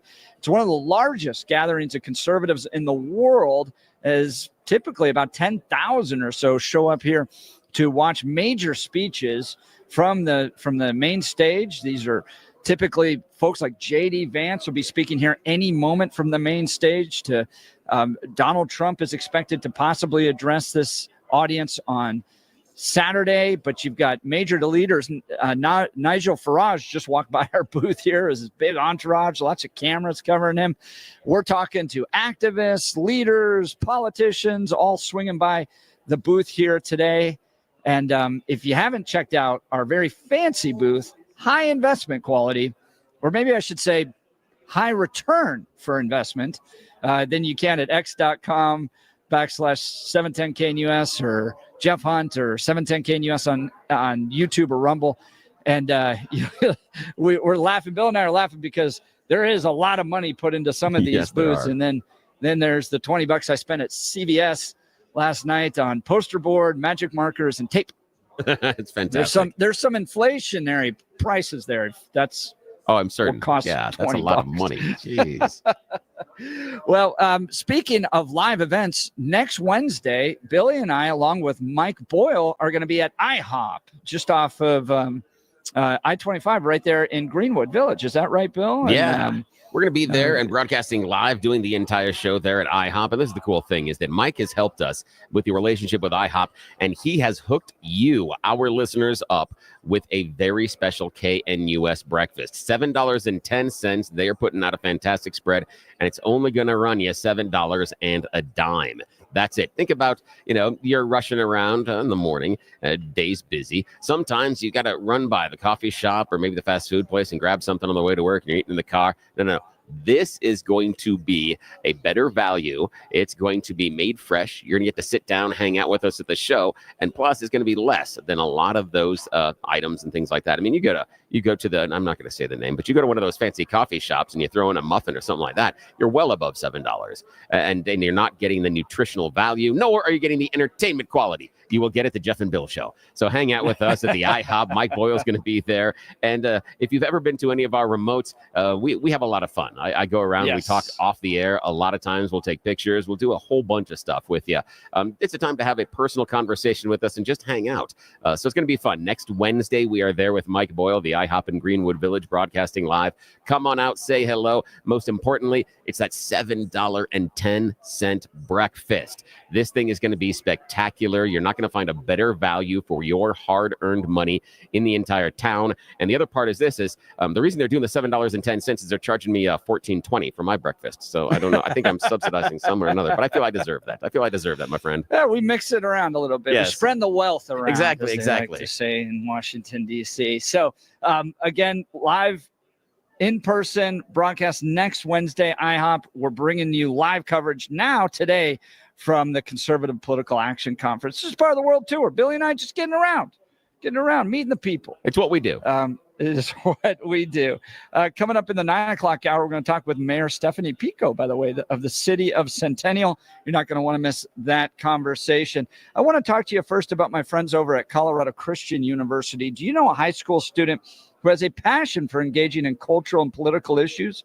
The knowledge and skills needed to impact the world through civic engagement is an ever-increasing need in today's society. Colorado Christian University is at the forefront of meeting this crucial need, equipping the next generation of competent, convictional Christian leadership in American politics.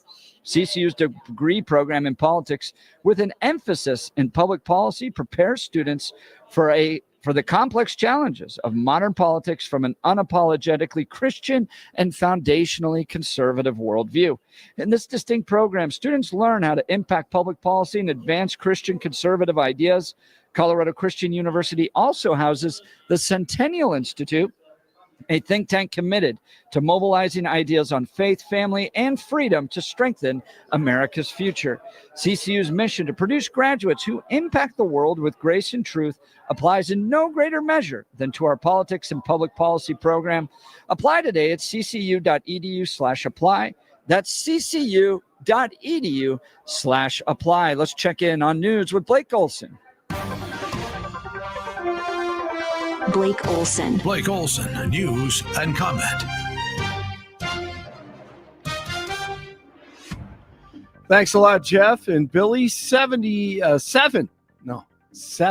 degrees and sunny in Denver, expecting a high of 26 today. The 7-10 5-day forecast coming up. Our top story: 2 people have been arrested for attempted assault of protesters at the Colorado State Capitol earlier this month.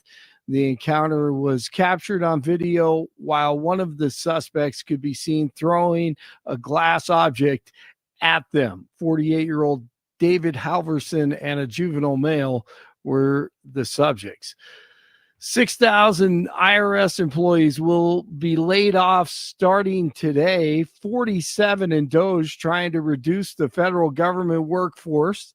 Elon, Trump, and DOJ also working on finding more waste, fraud, and corruption, and looking for help from the American people.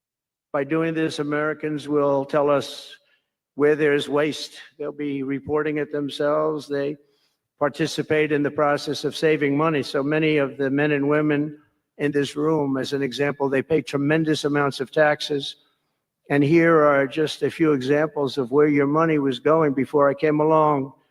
These are just some of the, just taken at random. Oh, there are much worse examples than this. I was just looking at them before the speech, and I can tell you they were much worse.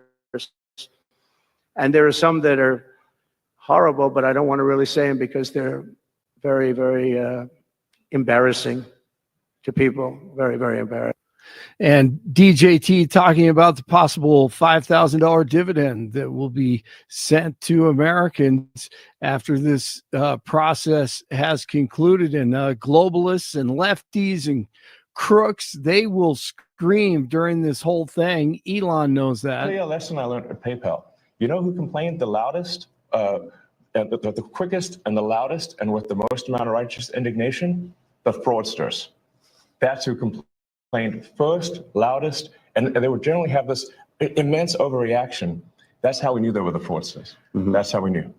A White House reception for Black History Month will be hosted by 47 today. Rap stars Kodak Black, Will Boosie, and Rod Wave will be there. Jeff is at CPAC in his cowboy hat, an awesome stage and setup and facilities. And he had Gary Barve on. He's running for president in 2028. He's a conservative, loves Trump, and a long shot, but I love listening to him. He may know J.D. Vance's biggest weakness, trying to expose that because he'll be running against him. Vice presidents are vice presidents for a reason. Presidents are presidents for a reason. So I call him docile cheeks beta male Jerry Vance. And I'll say, you're probably thinking docile is obvious. He's a docile kind of a guy.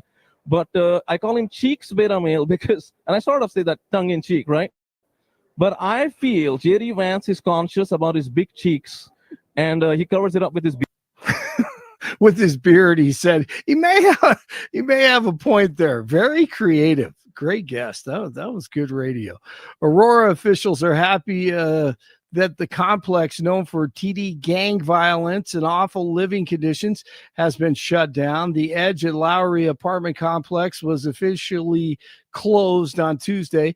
Police Chief Todd Chamberlain led a tour of one of the units on Wednesday, pointing out several problems. And remember, Governor Polis told us this was all in our imagination. But it was just your imagination once again, running away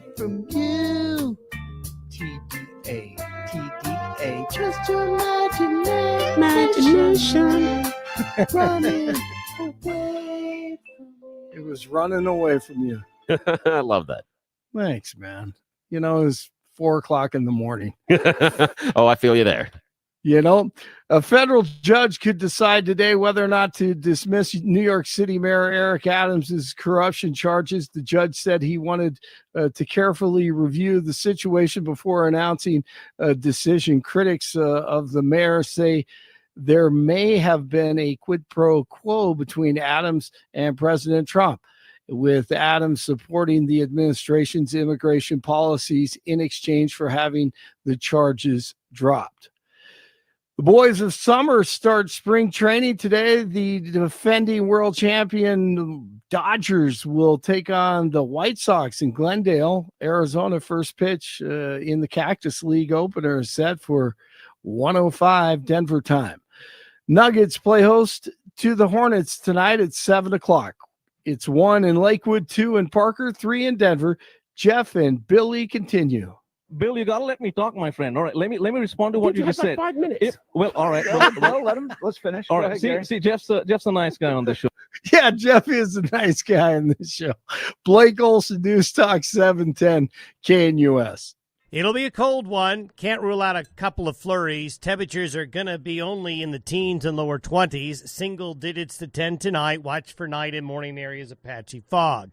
Thursday will be partly cloudy, not as cold. Highs upper 20s and low 30s. Now, late tomorrow and tomorrow night into Friday morning, we may see a few snow showers passing through. Lows tomorrow night, teens and 20s. Highs Friday 30s. Warmer and dry for the weekend. Meteorologist Don Day in the 710 KNUS Weather Center.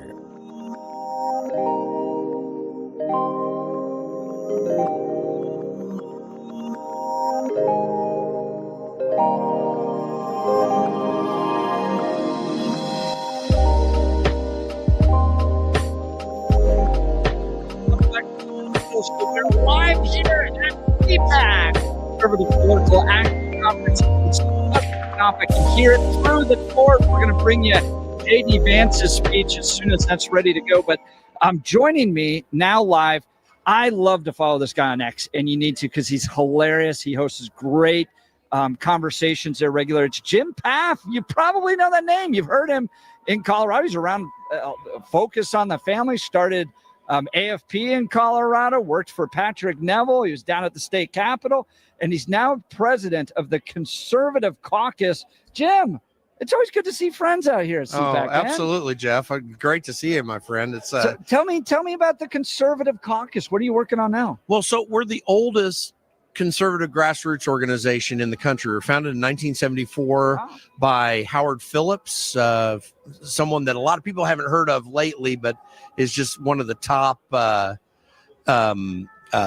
conservative leaders back in the foundation of the conservative movement after Barry Goldwater. So what we do is we have a grassroots operation in most parts of the country. We are building that out again. Howard died in 2013. We've been on a huge resurgence to the point where this last year we did almost $8 million of Trump independent expenditure work around the country, mail, television, radio, a lot of different things.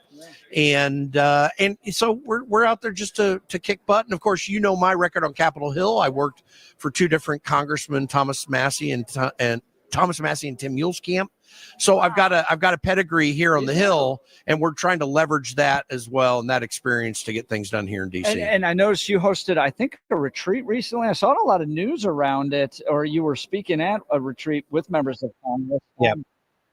Give me a sense of what's happening up there on Capitol Hill. Oh, right now in Washington, D.C., the strength of what's taking place from a conservative perspective is Donald Trump and J.D. Vance and Elon Musk. The weak link is Congress, Republicans in Congress specifically. And like the Senate, too. Oh, absolutely. The Democrats, obviously, they're out to kill anything they can, but they're totally failing because they're on an old playbook. But Republicans need to be firmed up to allow the Trump MAGA agenda to move forward. That's really going to be the salvation, in a way, of this country from this rabid progressive project we've been on for over 100 years. Well, Bill pointed it out, my co-host.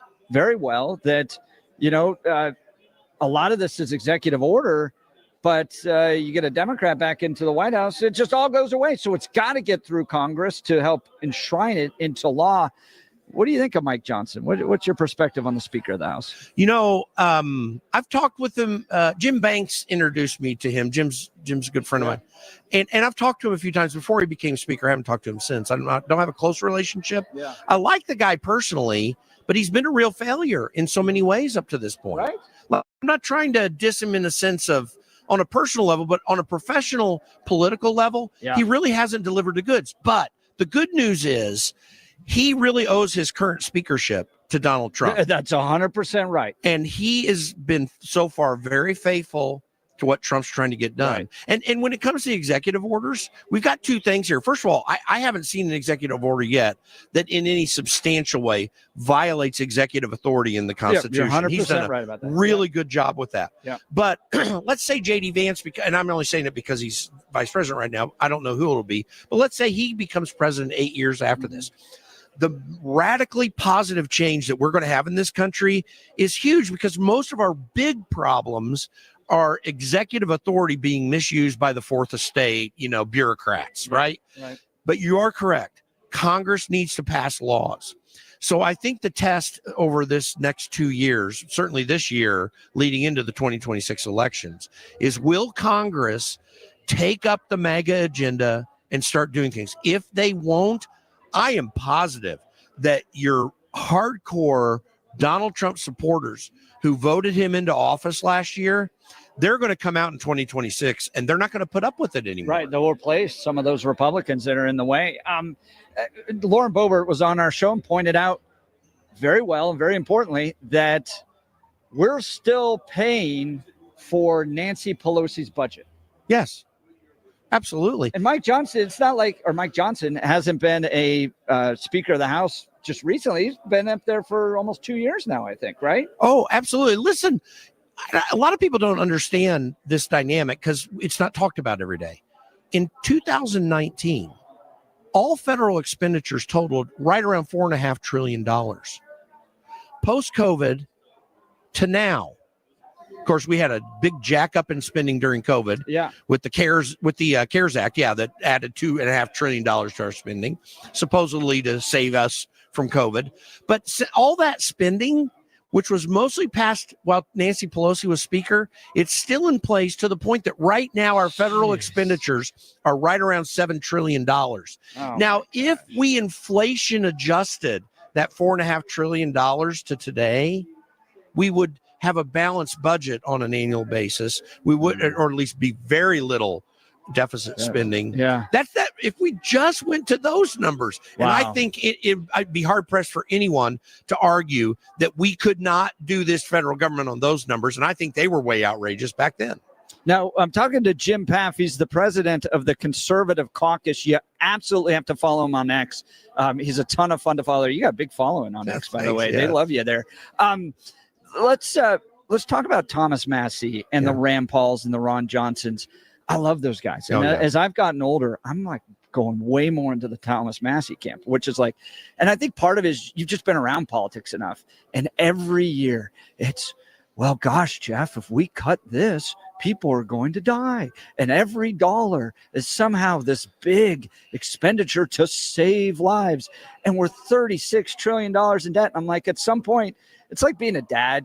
You're like, yeah, every dollar that goes out of your own family budget is to something important. We're not like wasting it, but it's not like we're walking out back and lighting it on fire. But at some point, the adults have to sit down and go, what are the enumerated powers of the government in our Constitution that really should be the only thing we're spending money on? And USAID funding to DEI programs in Guatemala sure as hell isn't enumerated in the Constitution. So, how is Donald Trump, who's looking at Medicare, Medicaid, Social Security, and military spending, saying, we're not going to take those off the table? Well, if you really want to deal with the funding problems, you have to take those on, and Thomas Massey willing to do it. So tell me about the Thomas Massey wing of the Republican Party and how it interacts with MAGA. Yeah, well, Thomas, as people may know, endorsed Ron DeSantis. Now, I've been I was Thomas's chief. I've totally been on with Trump the whole time. Yeah. But, Thomas was actually trying to call in Congress so we didn't voice vote that $2.5 trillion CARES Act back in 2020. Yeah. And Donald Trump was against that. Donald Trump got upset with him some other time. Thomas Massey's a MAGA guy, right? He really is. Yeah, right. And I'm not trying to adjudicate that argument that had happened. I'm sure that Donald Trump's very pleased because Thomas is 100% on there now. Yeah. But that dynamic comes from the fact that we really did not solve a deficit problem or a spending problem in Trump's first administration. Right. Now, I think Trump should have vetoed these bills. I really do believe that. But at the same time, look who he was working with, Mitch McConnell and Paul Ryan. And Paul Ryan was very specifically working to undermine Donald Trump's agenda. Like, I know that for a fact because I was working for Thomas at the time. And every time, everything that we were looking into had Paul Ryan's fingers on it. Paul Ryan had said privately how much he hated Donald Trump, and he still hates him to this day. Wow. So wow. This is why I say the weak link right now is Republicans in Congress. Yeah. Not Donald Trump. Donald Trump And is not Thomas Massey. You don't and think, not you don't Thomas. think Yeah. Those riffs are going to Rand Paul, Mike Lee, these are heroes. They are. And 100%. Ron Johnson, Yes. Rick Scott. Like, we've got some really good people in Congress. Yeah. And of course, still the Jim Jordan and House Freedom Caucus crowd. There's some really good people that want to do good things here.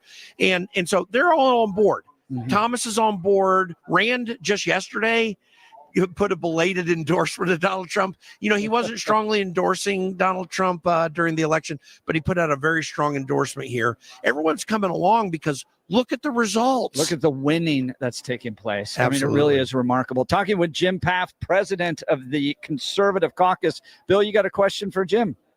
Yeah, I got a question. I'm curious. You talked about the idea that you don't think that Donald Trump so far with the executive orders is overstepping his authority.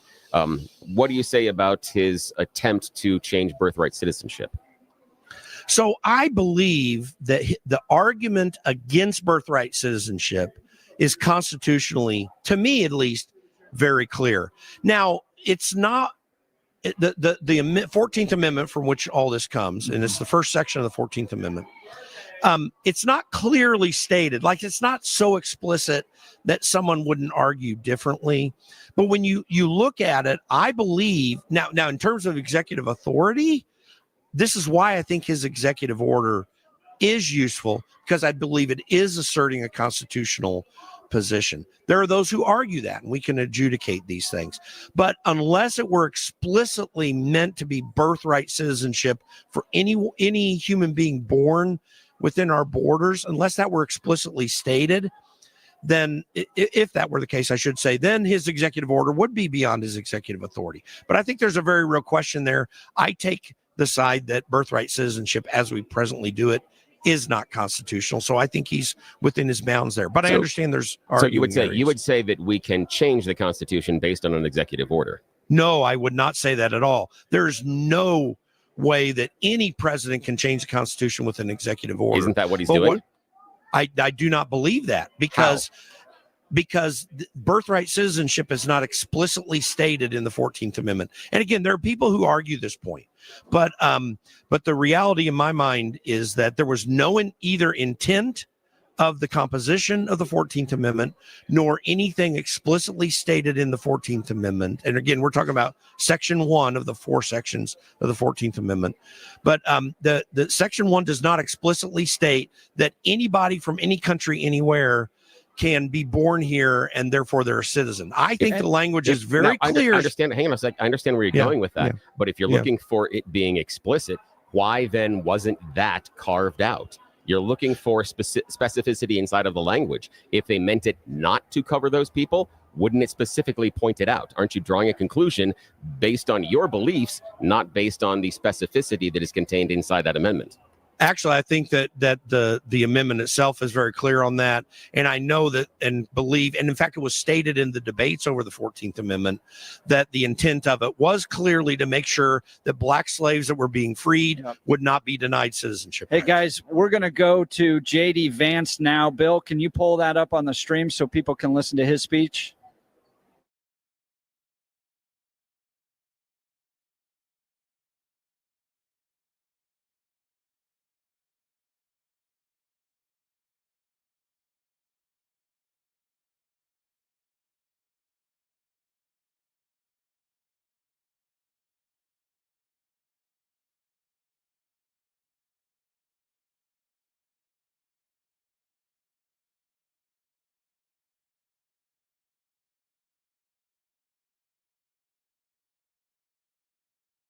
went to France and then to Germany, and then we went to San Diego for a family wedding, and then back in D.C., and we did all that in like 7 days. So a little jet lag, that's okay. Well, I'm in a good place right now, Mercedes. Well, you know, I got some sleep last night. Okay, good. Then we're ready. We're ready. But it's a real special day today. You know what today is, guys? It's February 20th. That means our 31st 30 days, the happy one-month anniversary of the Trump-Vance administration. I mean, how exciting is that? It's very exciting. It's hard to believe we've only been in office for a month, because I think we've done more in a month than Biden did in about 4 years. Yeah. And thank God for that. But, you know, the president keeps us on a pretty breakneck pace. He always asks, what have we done today? What are we going to do tomorrow? What are we going to do next week? Because I think he realizes this is a special moment in time. And by the way, thank you. Thanks to all of you for making it possible for us to do all the great work we've been doing in the administration. I know we wouldn't have been here without you, but I think the president is acutely aware that the American people gave us a window to save the country, and that's exactly what we're going to do. And thank God for that, because it's been a hell of a lot of fun the past month. Okay, so I don't even think we can keep track of all the things you all are doing. In fact, I don't even think the press can keep track of all they're doing. I mean, they talk about the shock and awe strategy. Seriously. So when you're looking at this list after list after list, what stands out to you? Well, speaking of the press, I do think that we've had maybe more executive orders than CNN has viewers each night. So hello to our friends at CNN. I actually think that their plan was they were going to go all in on anti-Trump and hope that he could save CNN in the same way that he did, frankly, in 2017, because nobody really watched the network until he became president in 2017. But that's maybe the one thing I think the president has been unable to save CNN's ratings over the last few months. But look, I think that what the president has tried to do is recognize that we have a historical mandate on a few issues. We have to secure the southern border, and thanks to his actions, border crossings are down well over 90%, and we're just getting started. He recognizes that we have to really unlock the engine of American growth. We've got to get back to having a growing economy that creates good jobs and high wages for the American people. And a lot of that goes back to drill, baby, drill. We've done more on energy under President Trump's leadership than I think any administration in history. And that's not an exaggeration. And of course, we're going to do more. And then I think the third thing that he's tried to do, of course, with the help of Elon and all the great folks at DOJ, is ask, what are we doing with all of the American taxpayers' money, and why are we wasting so much of it on garbage that the American people either aren't aware that we're spending it on or don't want to be spending it on in the first place? Like, for example, the stuff that we've figured out, Mercedes, is unbelievable. Why are we spending money on progressive modern art projects centered around toilets in Afghanistan? That's actually something that your tax dollars were funding until very recently. And I think all of us are sitting around and asking, what the hell have we been doing with the American people's money for the last 4 years? Let's turn off the spigot and spend the American people's tax money on the American people's priority. And that's, of course, been a big focus of the administration, too. Let's dig deeper into the immigration issue. Sure. We've seen, and you've met many of the victims, people who have family members who have died, Yes. been tragically murdered. Those angel families in the hands of these criminal illegal aliens. Sure. What's your message to these families? What is your message to these horrific drug cartels and human traffickers who have preyed on the most vulnerable in the world? Well, our message to the drug traffickers is get the hell out of our country. Your free ride is over because President Trump is back in the Oval Office. That is, you're not welcome. You were never welcome, according to the American people. But unfortunately, you had President Joe Biden, who allowed you to run free over the United States of America. And Donald Trump has said, you're terrorist organizations. We're going to go after you. We're going to wage war on you. And certainly we want you out of the United States of America. And that's an important message, of course. But our message, and you know this, Mercedes, our message to the families is President Trump cares about you. He thinks that it's disgraceful what your own government let happen to your children, to your grandchildren, and it's got to stop. And of course, we mourn with people, we pray for people, but we're also asking, as their government, why did this happen to your child in the first place? And the answer is that under Joe Biden, your government didn't do its job. Under Donald Trump, it is. Thank God for that. On the economy, and I'm getting this question all the time, you know, it's this question of affordability, right? Yeah. There's a lot of stress on our families, something that I think Joe Biden could not manage in terms of really helping lower that cost of living and making things just simply more affordable. Sure. We talked about energy independence being a critical component of this, of ensuring that we unleash this economic prosperity. What more needs to be done?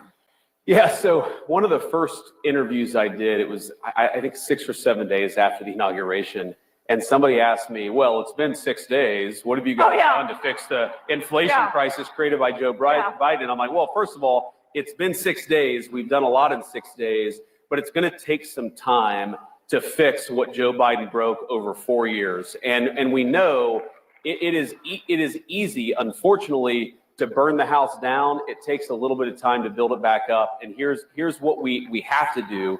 Because look, the fundamental goal of our immigration policy, of our border policy, of DOJ saving taxpayer money, the fundamental goal is we want your children and grandchildren to be able to raise a family in security and comfort in the country that we all love. That is the whole goal of President Trump's agenda.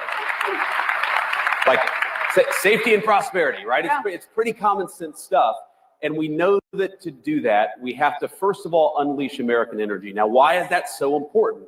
Because look, if, you know, we all know grocery prices got too high under Joe Biden's leadership. Well, one of the main drivers of groceries is energy. Because if the farmers are paying more for energy, then we're all paying more for what the farmers grow. And if the truck drivers who are delivering the groceries are paying more for fuel, then we're all paying more for what the truck drivers are delivering to the grocery store. If we unleash American energy, that will do more than anything to drive down the cost for the American people. The second thing, Mercedes, is we have got to stop spending the American people's money on garbage. Every dollar that we take in and spend, you have to pay for, either through taxes or through inflation. And if we spend the American people's money more wisely, if we stop taxing and spending the American people to death, that's also going to bring relief to all of the pricing pressures that are out there. We're going to make it affordable to live in this country again. That's our mandate. That's our goal. And you're right, there's a lot more that we can do, but I think we've got a pretty good start after 30 days. We've got a pretty good start. But we've got this big, beautiful one bill budget reconciliation scenario. How is that working? What are the dynamics that are happening right now in Congress and what the administration is doing to ensure that a lot of what the president is wanting to do in terms of really pushing forward with economic prosperity and his tax relief initiatives gets done in these bills? Sure. Yeah, it's really important. So the Senate obviously has its own approach, and the president has been very clear that his preference is to put everything in one bill. Right. And part of that is just simple legislative strategy. I think the president has learned a lot about how DC works. And I actually talked to the president about this yesterday, and he said to me, look, it's very rare that you can get 2 reconciliation bills done in one Congress, which is why he thinks we've got to do a lot with that one big, beautiful bill, that first reconciliation package that we're going to get through the House and the Senate. It's going well. It's early, right? This stuff takes time to put together. I think, you know, if you had a record pace reconciliation bill, we would get this thing done in May or in June. I think we're on track to do that, but we've got to do some basic things. Mercedes, one, like I said, we've got to continue to unleash American energy. That's part of the reconciliation bill. We've got to make sure that other countries stop taking advantage of us. That's a big part of President Trump's tariff policy, is we got to stop being taken advantage of. You know, of course, we want to make the President Trump tax cuts permanent and extend them into the future. We want no taxes on tips. We got to do some of the things we talked about during the campaign. That's got to be part of it. And then finally, and this is really important, everything the president has done on the border, we have got to empower him to do it, not just for a month, but for the next 4 years. And we've got to hire more Border Patrol agents. We got to give Tom Homan and Stephen Miller and Kristi Noem the resources they need to secure the border. And just not to return to the border, but I think so many of our issues come back to the border, because if you take 30, 40 million illegal aliens, you take Medicare fraud, Social Security fraud. Why are we taking the people's Social Security payments and giving it to illegal aliens? We know that's happening in the United States of America today. We've got to stop it. If you get control of the border, Mercedes, you do more to control the fiscal problem, the financial problems that we have in this country than almost anything. Get illegal aliens out of our country, make sure American tax dollars go to American people. That is how you solve the fiscal crisis in the United States of America. This is the Jeff and Bill Show live from CPAC. We'll continue. You're listening to Jeff and Bill. News Talk 710 KNUS.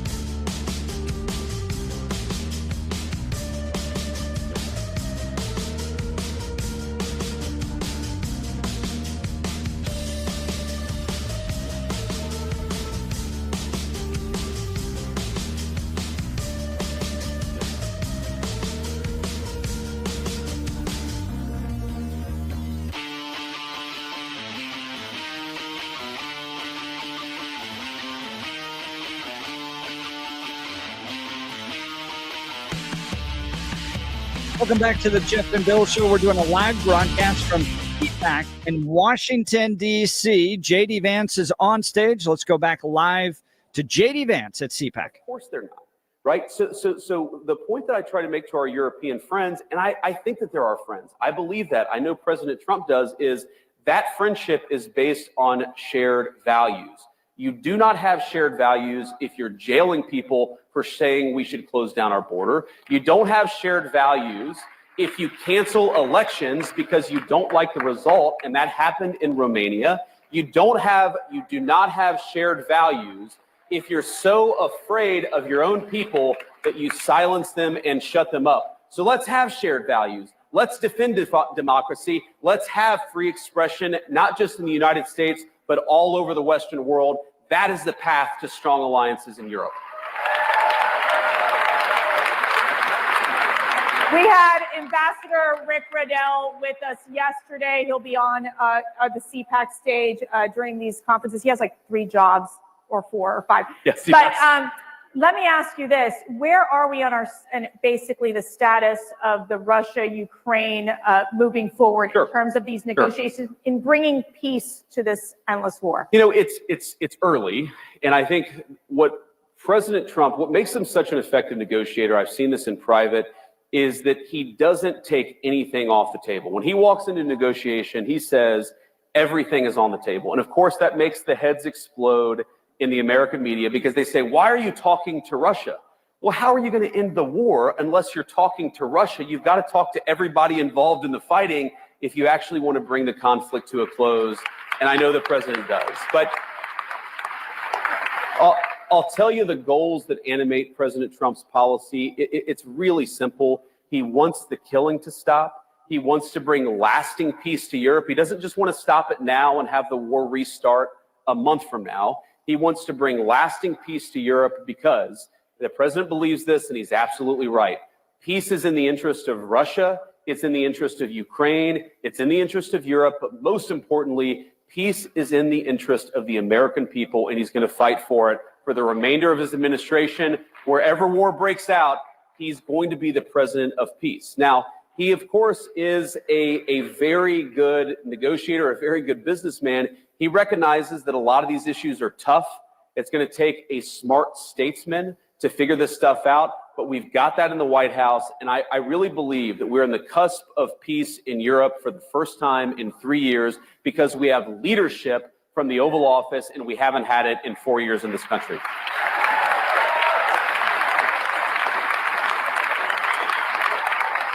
Matt and I mentioned this right when we started the conference. We're honored by the presence of 2 hostages that were freed after the Hamas atrocity, the tragedy that we've seen happen. And we have several of the family members as well who still their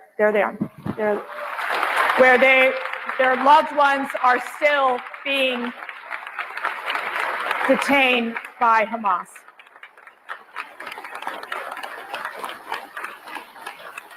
What is your message to these hostage families, these survivors? Our message is that President Trump loves you. He hasn't forgotten your loved ones, and he's going to fight every single day to bring them home. That is exactly what he's been doing, and that's what he'll keep on doing. I was actually talking with one of my best friends about this a couple of days ago. Can I be your Please. best friend too? Yes. Okay. I think we all want to be your best friend, right? Okay. But I was talking with him, and he was asking me. He was like, well, I don't understand. Why was Biden unable to do this? And then, like, the minute that Donald Trump won, we started to make progress in bringing the hostages home. And I said, man, it's just a question of leadership. You actually need a president who is willing to pick up the phone and say, you got to bring these people home. No. We're not focused on that crap right now. We're focused on bringing hostages home. And then when the negotiations hit a wall, because they always do, you need a president who picks up the phone and says, cut this crap out. We've got to make progress, and you've got to keep that pace going. It's leadership. It really is. And I saw it behind the scenes.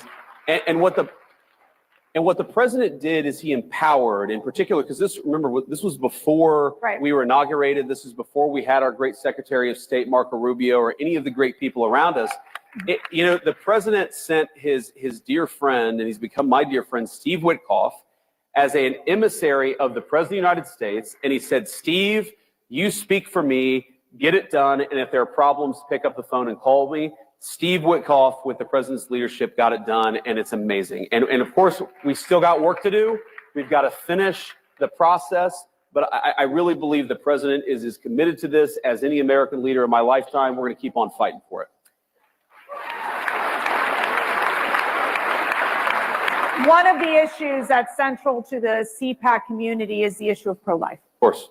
And what is the administration going to do to defend the unborn, to provide support for those mothers, those fathers that choose life? Sure. Well, one of the things, of course, the president got done during the first term, and I think that it's why he is accurately called the most pro-life president in American history, is he finally made it possible for the will of the people to speak on the life issue.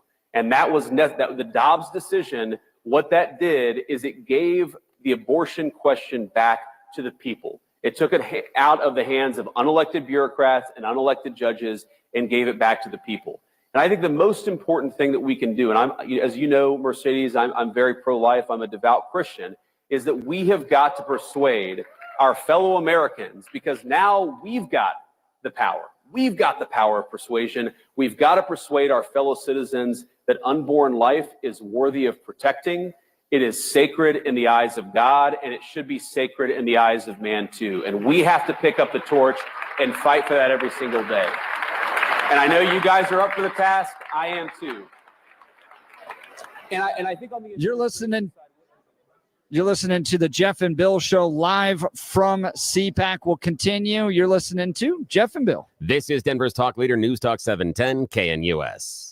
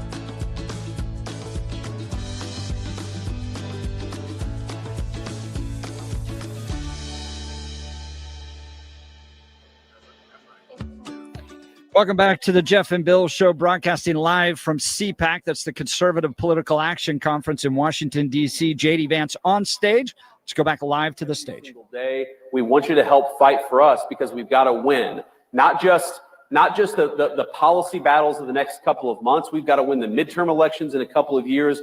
We need you. We recognize that we need you, and we're fighting for you every single day. And I think, you asked me, my message to young men is I think that our culture sends a message to young men that you should suppress every masculine urge. You should try to cast aside your family. You should try to suppress what makes you a young man in the first place. And I think that my message to young men is don't allow this broken culture to send you a message that you're a bad person because you're a man, because you like to tell a joke, because you like to have a beer with your friends, or because you're competitive. It's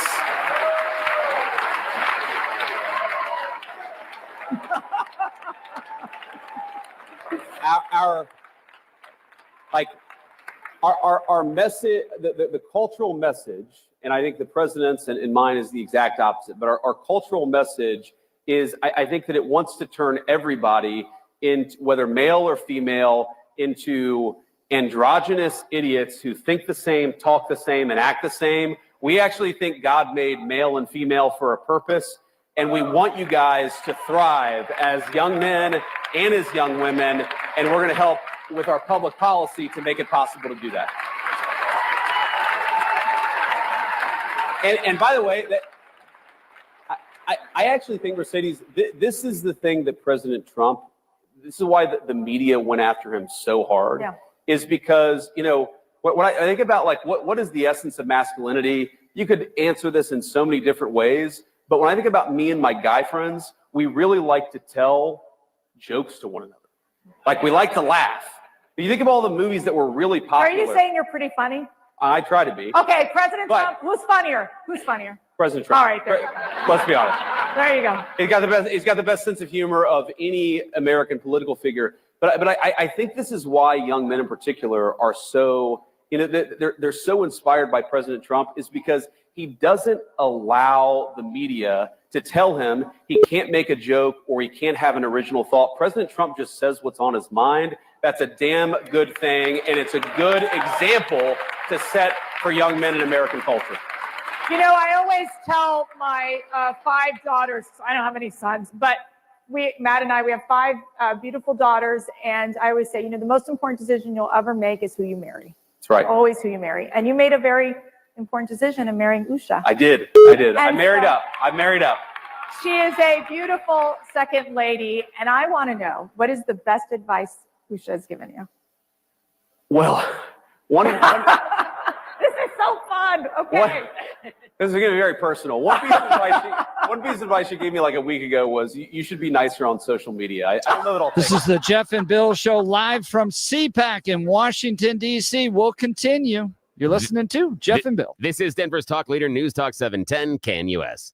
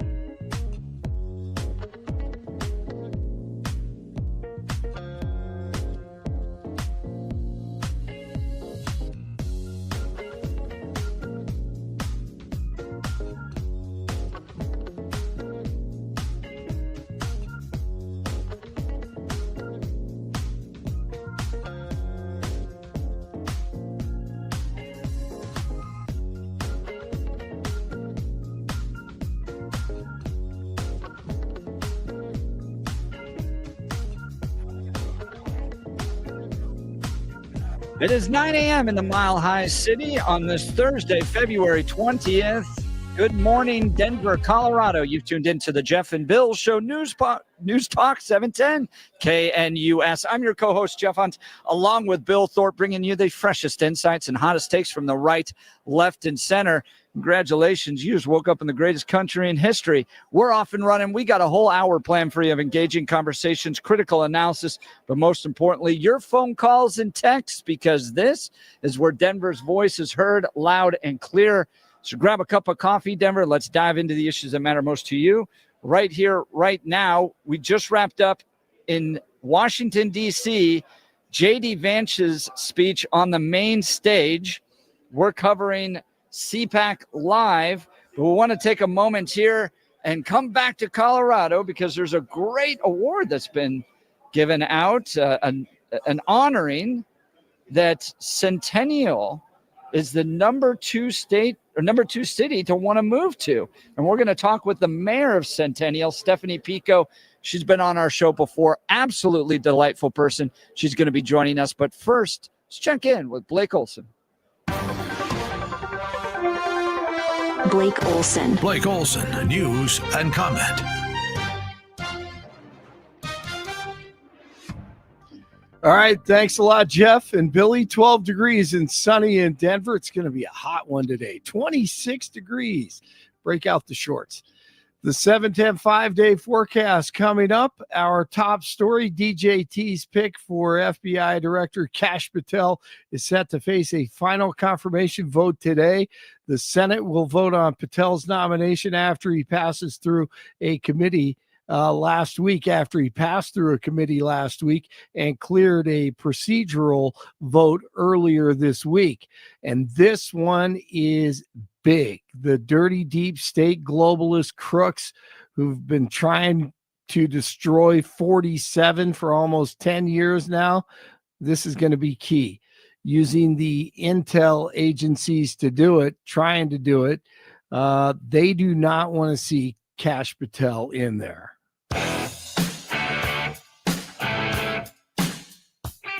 And the IRS is laying off some 6,000 employees starting today.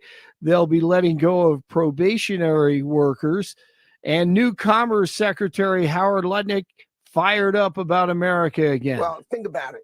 Donald Trump announces the External Revenue Service, and his goal is very simple.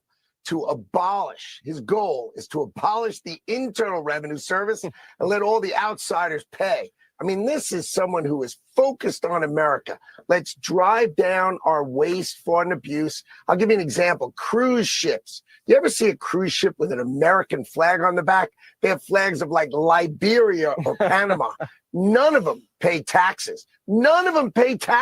Every super tanker, none pays taxes.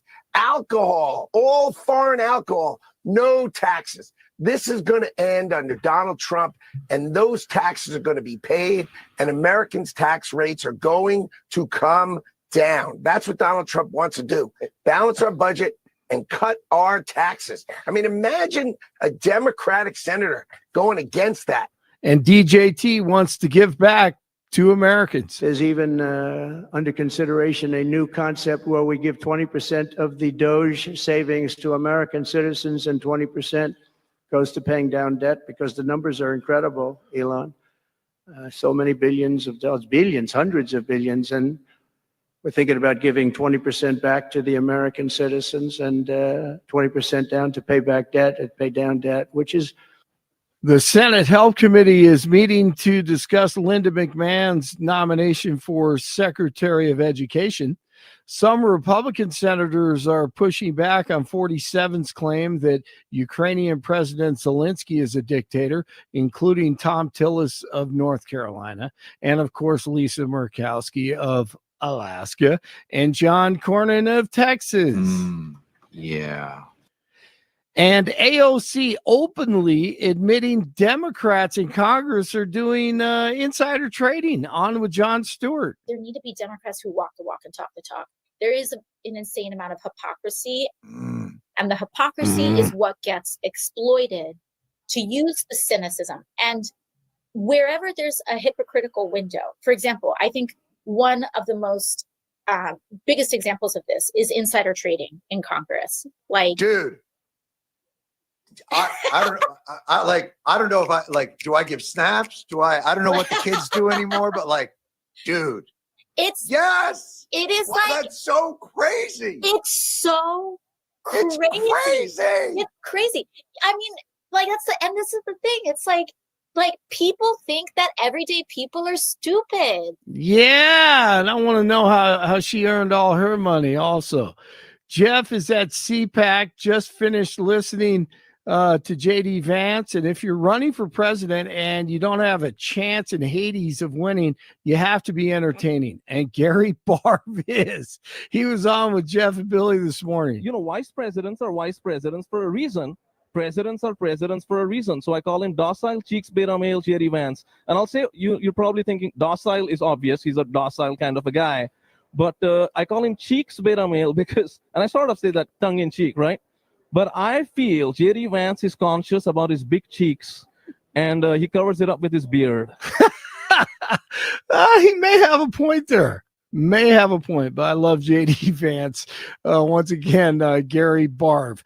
The Dow has been down more than 500 times today. The NASDAQ has also been down over 150 points in today's session. Still early. Walmart posted a disappointing forecast, and other major retailers have been trading lower as well. The former head of Spanish soccer has been found guilty of kissing a player without her consent.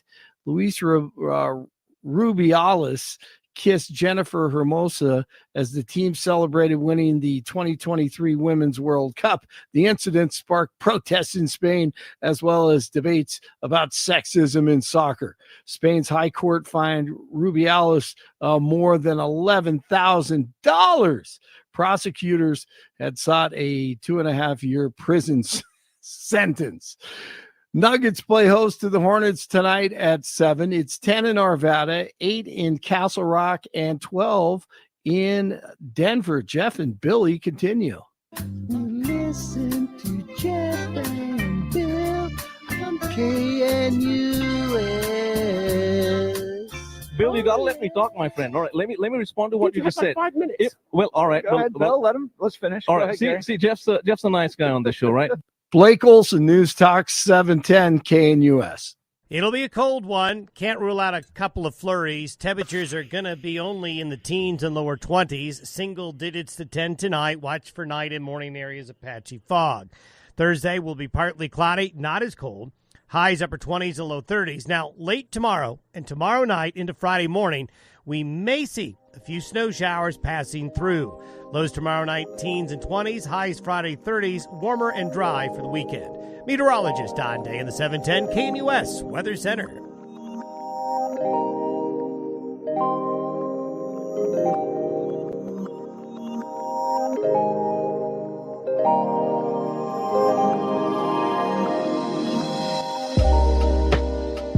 Welcome back to the Jeff and Bill Show, broadcasting live from CPAC. That's the Conservative Political Action Conference in Washington, D.C. as thousands of conservatives gather to celebrate. There's a jovial attitude, jubilant attitude as well here in the community as people are excited about the direction of the country. We're going to take a moment broadcasting live here from CPAC to talk about some news happening locally in Colorado. The city of Centennial named number 2 best city to move to in Colorado for 2025 by Consumer Affairs. And joining us live, you've heard her before, Stephanie Piko, the mayor of the city of Centennial. Mayor, thanks so much for joining us. Yes, good morning. Good morning. It's great to be with you guys. So I got to ask you, what do you think it's so special about Centennial that you are number 2 for the city to move to? Well, I think what makes us a great city is that we have a strong community of people who want to be engaged in what happens in their community. So that actually makes people rise up to pay attention to what's happening and get involved. And that involvement leads to great partners like the school districts that are part of our city, our parks and recreation districts. You know, we know that those are probably the 2 most important things that people consider when they're moving into a new area. They look at schools, they look at parks, recs, open space, especially moving to Colorado. And we have all great partners that work with us in that area, and they love it. Now, Centennial hasn't been around that long. What are we, 25 years maybe, Centennial? We're getting ready to celebrate our 25th anniversary and going into Wow. the fall of this year and all of next year. Wow, that's exciting. What is planned to honor 25 years of Centennial living? Well, we'll have in the fall, we'll have a big celebration because that was actually the vote that took place to form the city of Centennial was in September of 2020. So that was, 2000. And then, so we'll have a kickoff party for that. And then next year we have a great opportunity to celebrate with the rest of the country as we celebrate the United States' 250th anniversary and Colorado's 150th anniversary, and Centennial will be 25 years. So, and our South Metro Fire District will be 75 years old next year. So we have a lot to celebrate in 2026. So it'll be a fun year for everyone.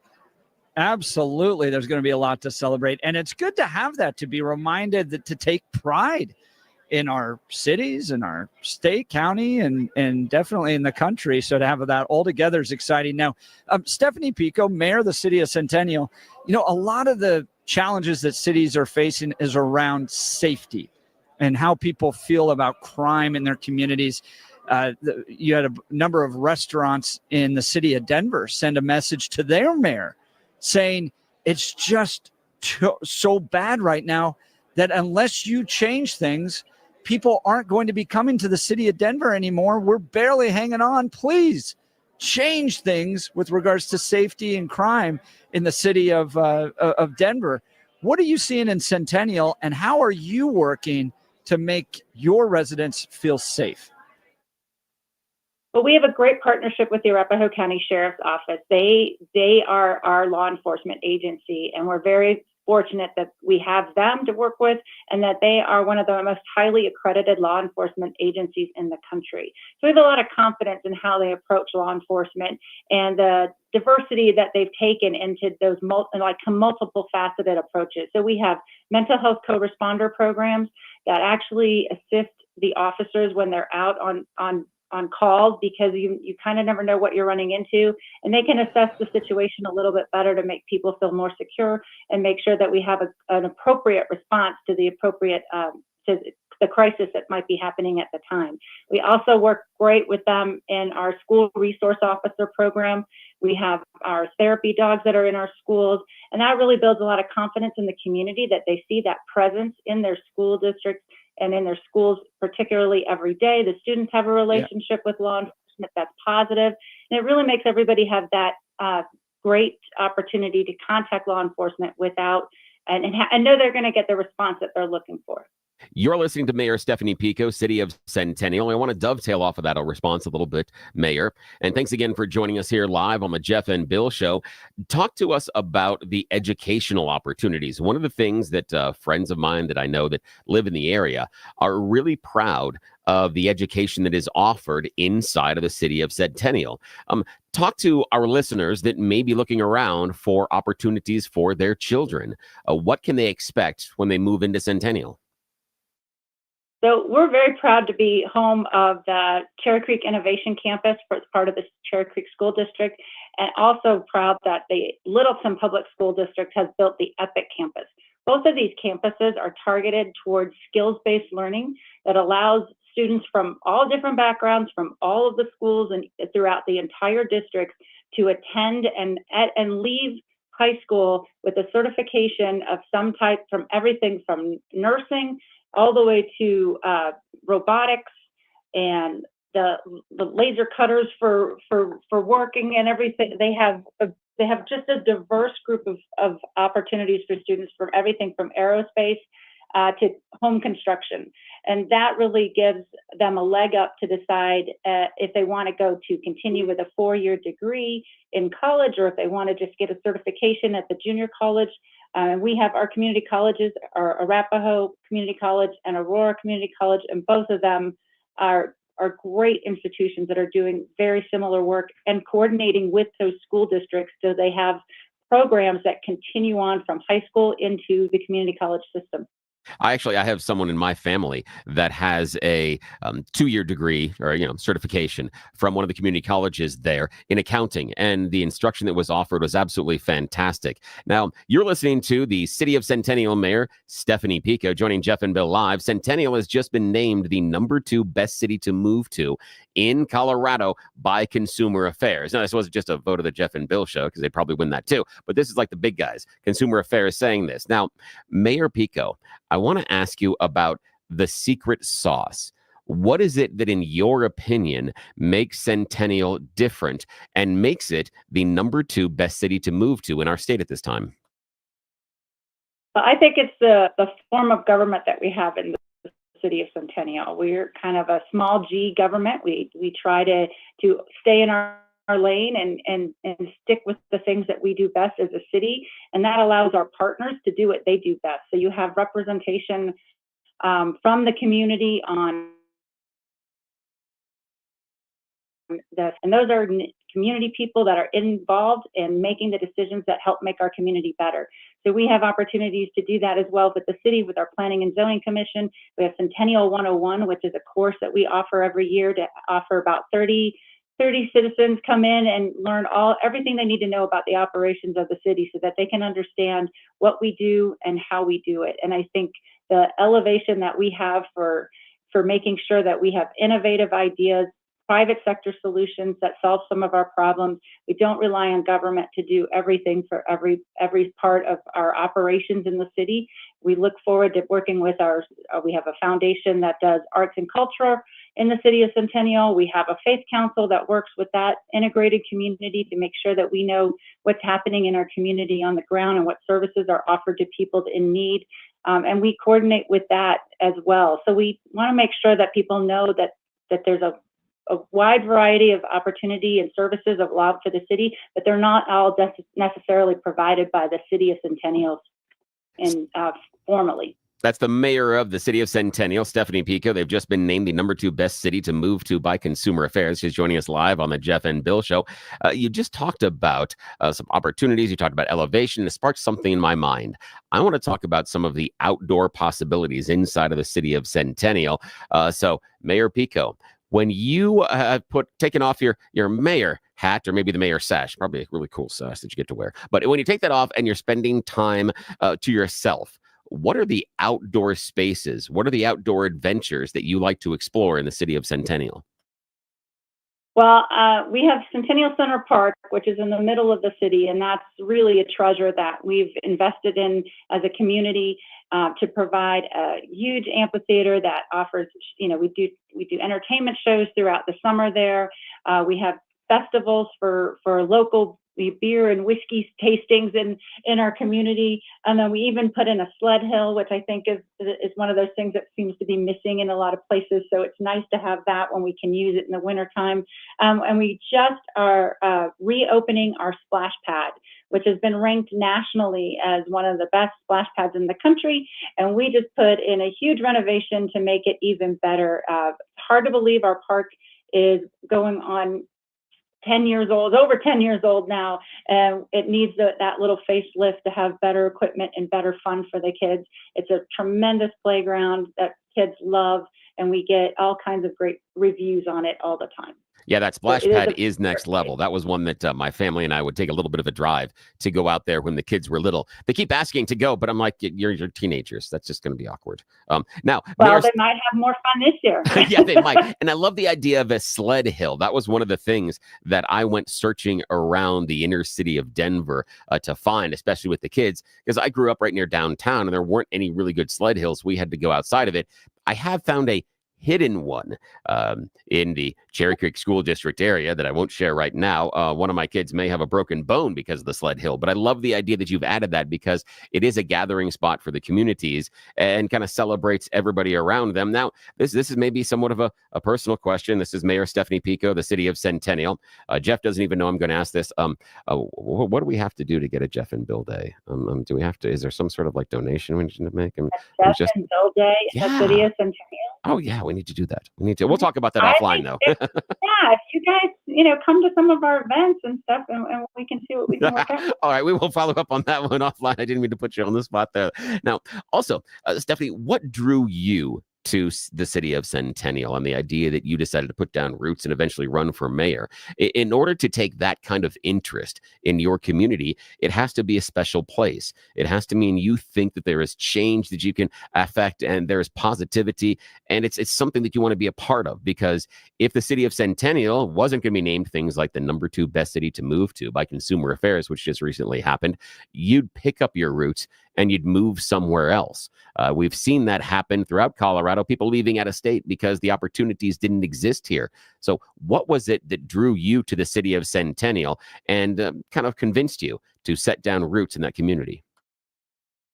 Well, I think I'm a lot like all the other people that came here for. It was location. One is easy access to downtown Denver, to other parts of the community that we needed for work. For my husband, we ended up looking for the school districts. We wanted to pick a school district that had, great opportunities for our kids. And we also ended up in an area that was having we had a brand new high school, brand new elementary school. All those things are very attractive for people. And I actually did check and found out that the city was just forming. The election had just happened when we put a deposit down on our house. And so that was intriguing. It was very intriguing to see what would happen. And actually the first year that I moved here, I went and interviewed for a planning and zoning commission spot, because I had some experience in that.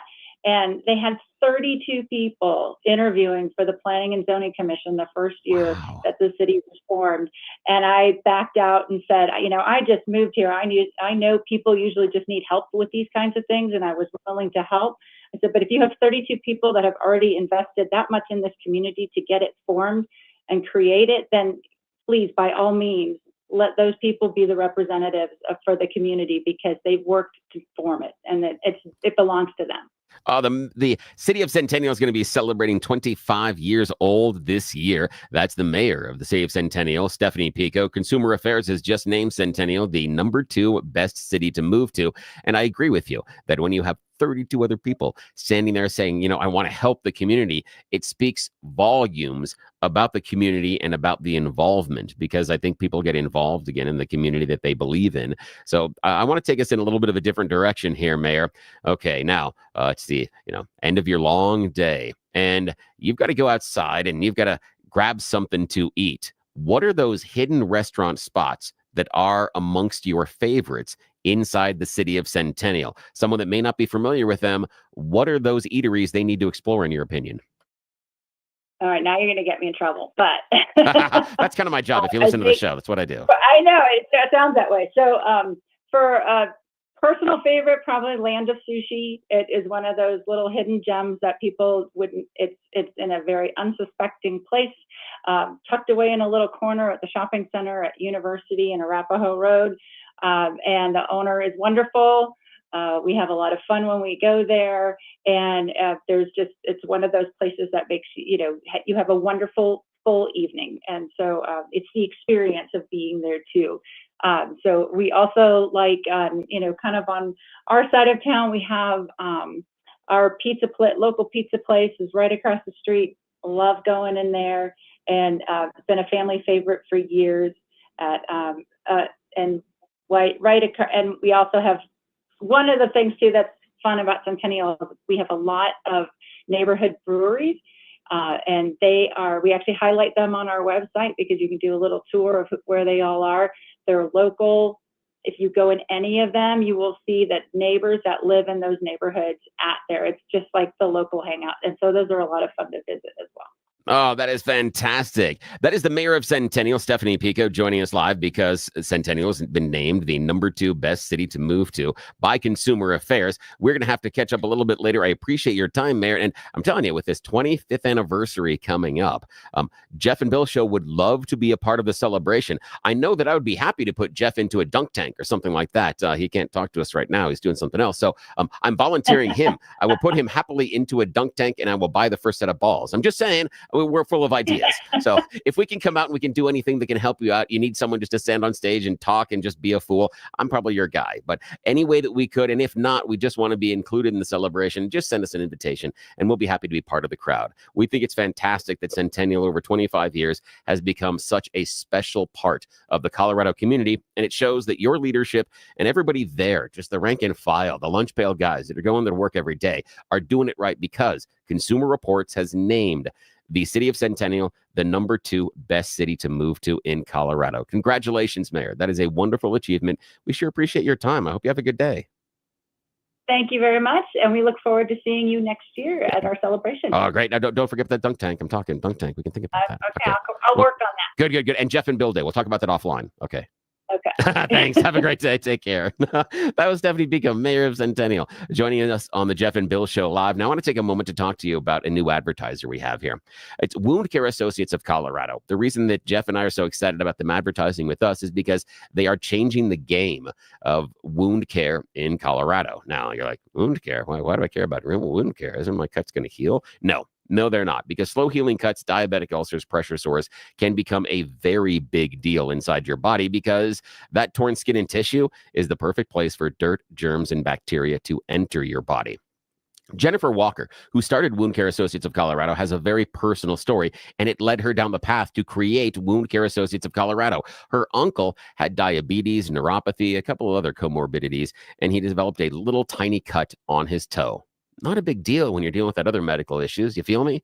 But unfortunately, it was a big deal. It was a little tiny cut that turned into a very big deal. It became infected, and it processed slowly. And by the time that her uncle went to seek medical care, the infection had spread.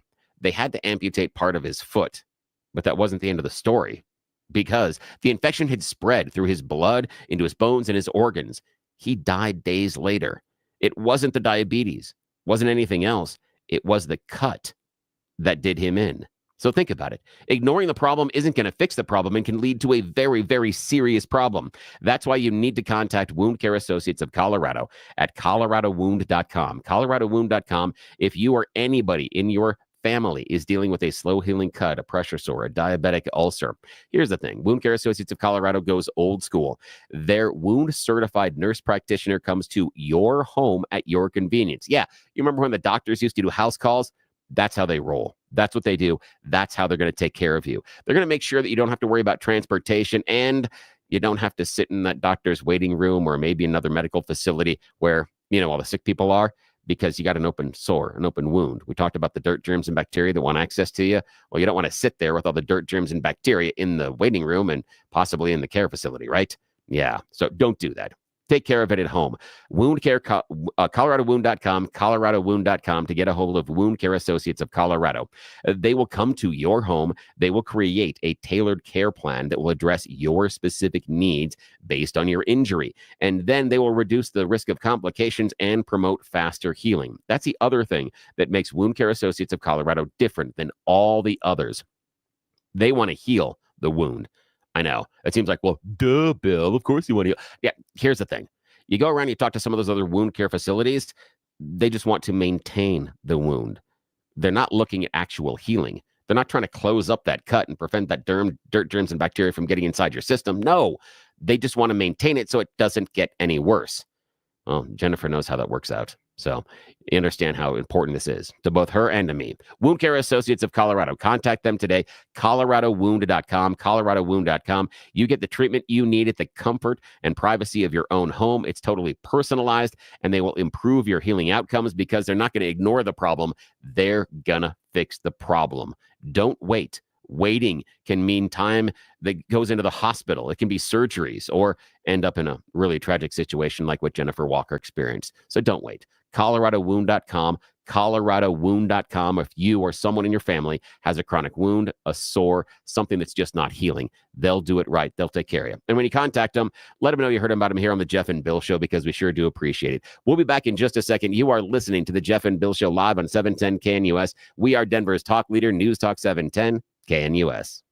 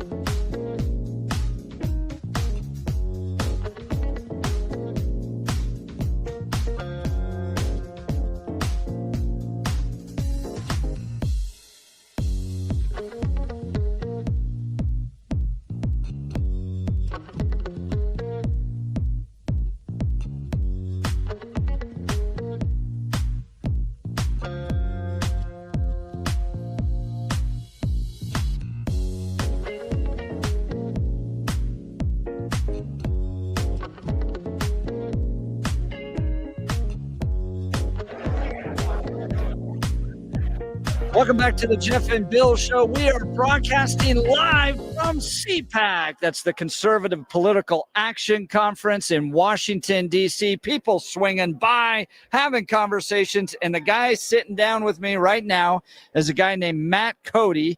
He's the president and founder of the Oil and Gas Workers Association. This sure is important. You know how much we care about energy, especially cheap and affordable energy. And what the Democrats have done to the state of Colorado has decimated this industry. But there's hope. I hope there's hope, Matt. And we were just talking about Chris Wright.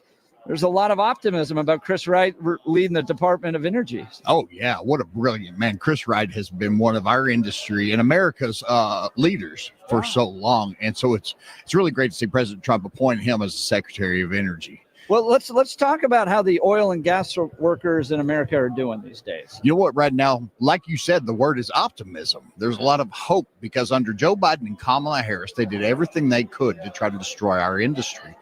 And propped up our foreign competition. If you look recently at the Exim Bank's $526 million loan to Guyana, well, that hurts U.S. oil and gas workers. You know, of course, if you go all the way back to the campaign, Joe Biden said on the campaign trail that he was going to transition away from our oil and gas jobs and let foreign countries take over. That hurts every single American. Now, what do you do? I mean, with the question that, you know, you had lots of oil and gas drilling happening under Biden. What's your perspective on that? You know what? A lot of people like to skew statistics, like they like to skew facts. The fact is that our industry innovates better than anyone, and so we're doing more with less. There's not more drilling. So a lot of people like to point to the production levels, but production levels doesn't equal jobs. In fact, we're drilling at about 60% of the rate as we were under President Trump in 2019. Really? Yes. 60% of the rate. Wow. Yeah. And I'm not sure if you're good with math. I think you are. No, I'm not. But 60% is less than, so that means fewer jobs. That means fewer Americans working. Yeah. You know, I remember when we had a great fracking boom in Colorado up near Weld County, and I felt like you could just pave roads with gold at that point. This was, you know, mid 2010s, kind of like around 2012, 2013, 14. And then Colorado has really dried up under its progressive leadership. I mean, to your point, they hate oil and gas. Democrats hate oil and gas. They want everybody to ride a bike. They want everything powered by wind. They're going after coal as well. What's your message to Coloradans who have watched what used to be a robust, amazing, powerful industry get totally pushed out of the state? Here's the message. Number one, you said that, you know, circa early 2010s, and it was probably around 2011, 2012, 2013, 2014. Those were really good years for U.S. oil and gas. That's the shale revolution in America. That's right. You talked about how you could almost pave roads with gold. And the fact is that black gold, when we produce it, funds roads, schools, hospitals, social programs, our first responders, our military, and keeps taxes low. And so whenever I hear the word progressive, I always reel at that. It just makes the hair on the back of my head stand up. Because I don't have any on the top, or it would stand up there too. But what's happening is progressives are making every one of our states and our nation progressively worse. Yeah. And so we're grateful to have President Trump back into the White House. Well, I'm talking with Matt Coday. He's the president and founder of the Oil and Gas Workers Association. You know, I've followed, for instance, the career of Bjorn Lomborg, and he comes from the Copenhagen Consensus, brilliant guy. He goes, look, this is the fastest way out of poverty. Is oil and gas. That's why you're never going to see China give it up. You're never going to see India give it up. The only people dumb enough to give up oil and gas are rich countries. And they do it at their own peril because you end up with like what happened in Texas with the freezing of the whole grid and stuff like that. Bottom line, oil and gas delivers opportunity at the cheapest possible rate. Absolutely right. And we got to hear Vice President J.D. Vance speak just a little bit earlier. What a brilliant man. And he keeps hammering home the right talking points. The truth is that oil and gas lifts people out of poverty. Cheap energy less expensive oil and gas means we get to lower gas prices. And if you look at energy as the main driver of inflation, well, then it follows that reducing gas prices actually brings down grocery prices. It brings down utility bills. So the common denominator there, oil and natural gas production and jobs right here in America benefits every American. Talking with Matt Coday, he's the president and founder of the Oil and Gas Workers Association. Tell me about the workers, okay?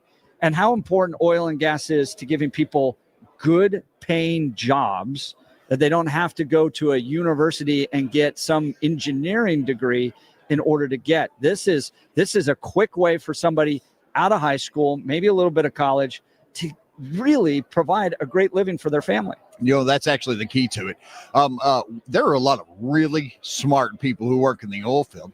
Some of them have degrees, and there are also a lot of really smart people who work in the oil field who never set foot on a college campus. Yeah. These are men and women who get up every morning or every night. We work 24 hours a day, but they get up, they go to work, they make a good living, they support their own families, and they don't have college student debt that they're asking for other people to pay for. That's exactly right. So what's your message to Jared Polis, our governor?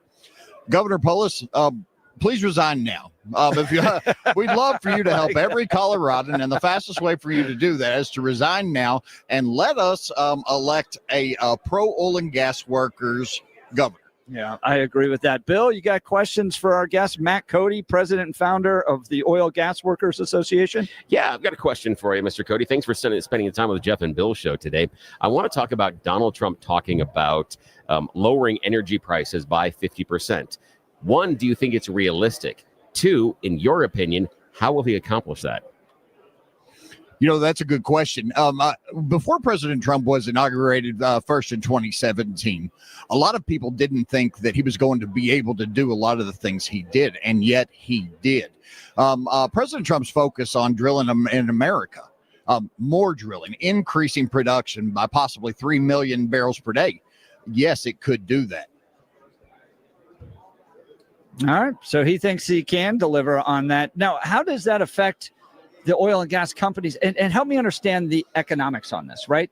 Wouldn't an oil and gas company want lower drilling because they then could charge more for the oil and gas they're pulling out of the ground? Like if you have too much, then it's automatically going to get cheaper. How does an oil and gas company make money? And that's always the conundrum, right? So oil and gas producers are really fiscally conservative companies. They want to return a dividend to their shareholders. Right. They want to be good, fiscally sound companies. Yeah. And so whenever the price per barrel drops, well, then they don't have a whole lot of incentive to run out and drill new wells. Unfortunately, during Joe Biden and Kamala Harris's administration, they allowed Russia, China, Iran, Venezuela, countries with sanctioned oil to continue to export to China. That hurts U.S. prices. And so whenever you look at U.S. production, U.S. jobs, U.S. drilling, what you have to understand is the entire geopolitical picture to understand that the terrorists of Iran were being allowed to export oil despite sanctions on them that Joe Biden and Kamala Harris did not enforce, while U.S. oil prices tanked. Wow. Now, President Trump wants to change some of those sanctions based on settling the Ukraine conflict with Russia. So that would lift some of the oil and gas sanctions on Russia. How does that impact the price of a barrel of oil? And is that positive or negative for American producers? Now, that's a good question. Now, I'm not sure what President Trump has in mind and what will be finalized on Russian oil and natural gas sanctions. Obviously, if Russia's continue to export, then we kind of hold right about where we are. But if Russia continues to build, then it could possibly hurt us. So obviously we don't want that. When we talk about countries like Iran and Venezuela that have, of course, been allowed to continue to export despite sanctions, if they, continue to increase, that hurts us even further. So you're right. We're in quite the pickle. Now, Matt Coday, president of the Oil and Gas Workers Association, I want to talk about Canada for just a second because we put on tariffs on even their oil and gas coming into America. Canada right now is talking about exploring better relations with China rather than worrying about the the degradation of their market here in America. They're going to try and supplement it by shipping to China. What's the impact there on American producers and also on the world market? That's a good point. So Canada already ran the Transco pipeline, right, and ran it to the West Coast, where most of the exports are going to China. So whenever Joe Biden killed the final leg of the Keystone XL permit, that's what would have increased the flows from Canada to refineries on the South Coast. So yes, more exports from Canada directly to China would hurt U.S. refineries, but you have to understand that whenever we talk about Canadian imports to the U.S., that it only accounts for about 26% of total refinery capacity, and so we can possibly import the heavier crude from somewhere else, or, and this is really the best option, is for U.S. refineries to upgrade. For us to upgrade to be able to process the West Texas Intermediate, which is the most of which we produce here in the United States, and then we don't need Canada's imports at all. Well, it's been a very cold week in Colorado, and every time it drops down, these temperatures, I do it, and I hope you do it too. You thank God for the oil and gas industry keeping you warm, keeping that gas affordable to go to work. Everything that we get to do is impacted by the good men and women who work out there in the oil fields. So always say a prayer and thank God for the oil and gas workers of America. Matt Coday, you can follow and get more information about the Oil and Gas Workers Association by going to ogwausa.com. That's ogwausa.com. Matt, thanks so much for taking time to join the Jeff and Bill Show. Yeah, I appreciate you, Jeff. Appreciate you, Bill. Y'all take care. Be safe. God bless America. Amen to that. We'll continue with the Jeff and Bill Show live from CPAC. This is Denver's Talk Leader, News Talk 710 KNUS.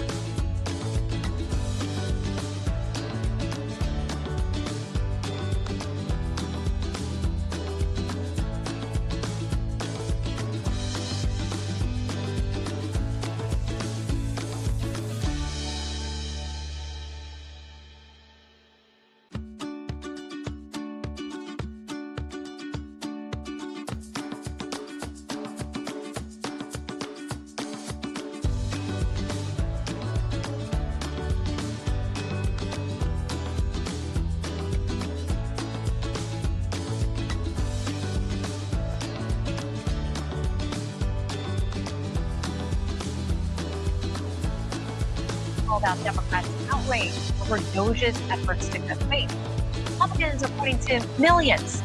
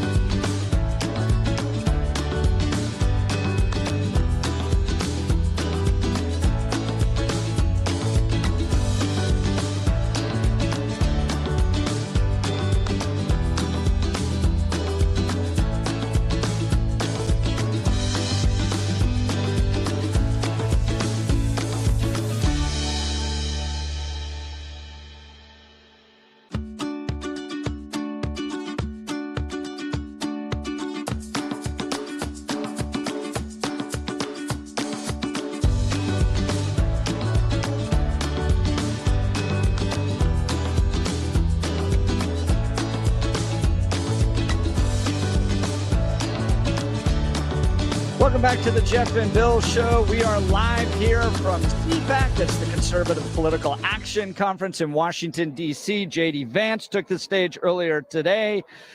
Chris Wright, Colorado's own, will be up a little bit later. You can watch all the speeches if you go to CPAC on YouTube. They're going to be carrying all those main stage speeches. I'm very excited in about 2 hours to hear from Chris Wright. Very impressed with his leadership and what he's going to do for the energy industry here in Colorado. Very exciting. And then Daily Wire is going to be up there. Matt Walsh, Ben Shapiro, Jeremy Boring. It's a big day here at CPAC. We're going to bring you all the latest tomorrow as well. So be sure you stick with us all at 710knus.com if you missed any of the podcasts or interviews we did today. But we'll be back tomorrow. You're listening to The Jeff and Bill Show. We are Denver's talk leader. This is News Talk 710 KNUS. Have a good day.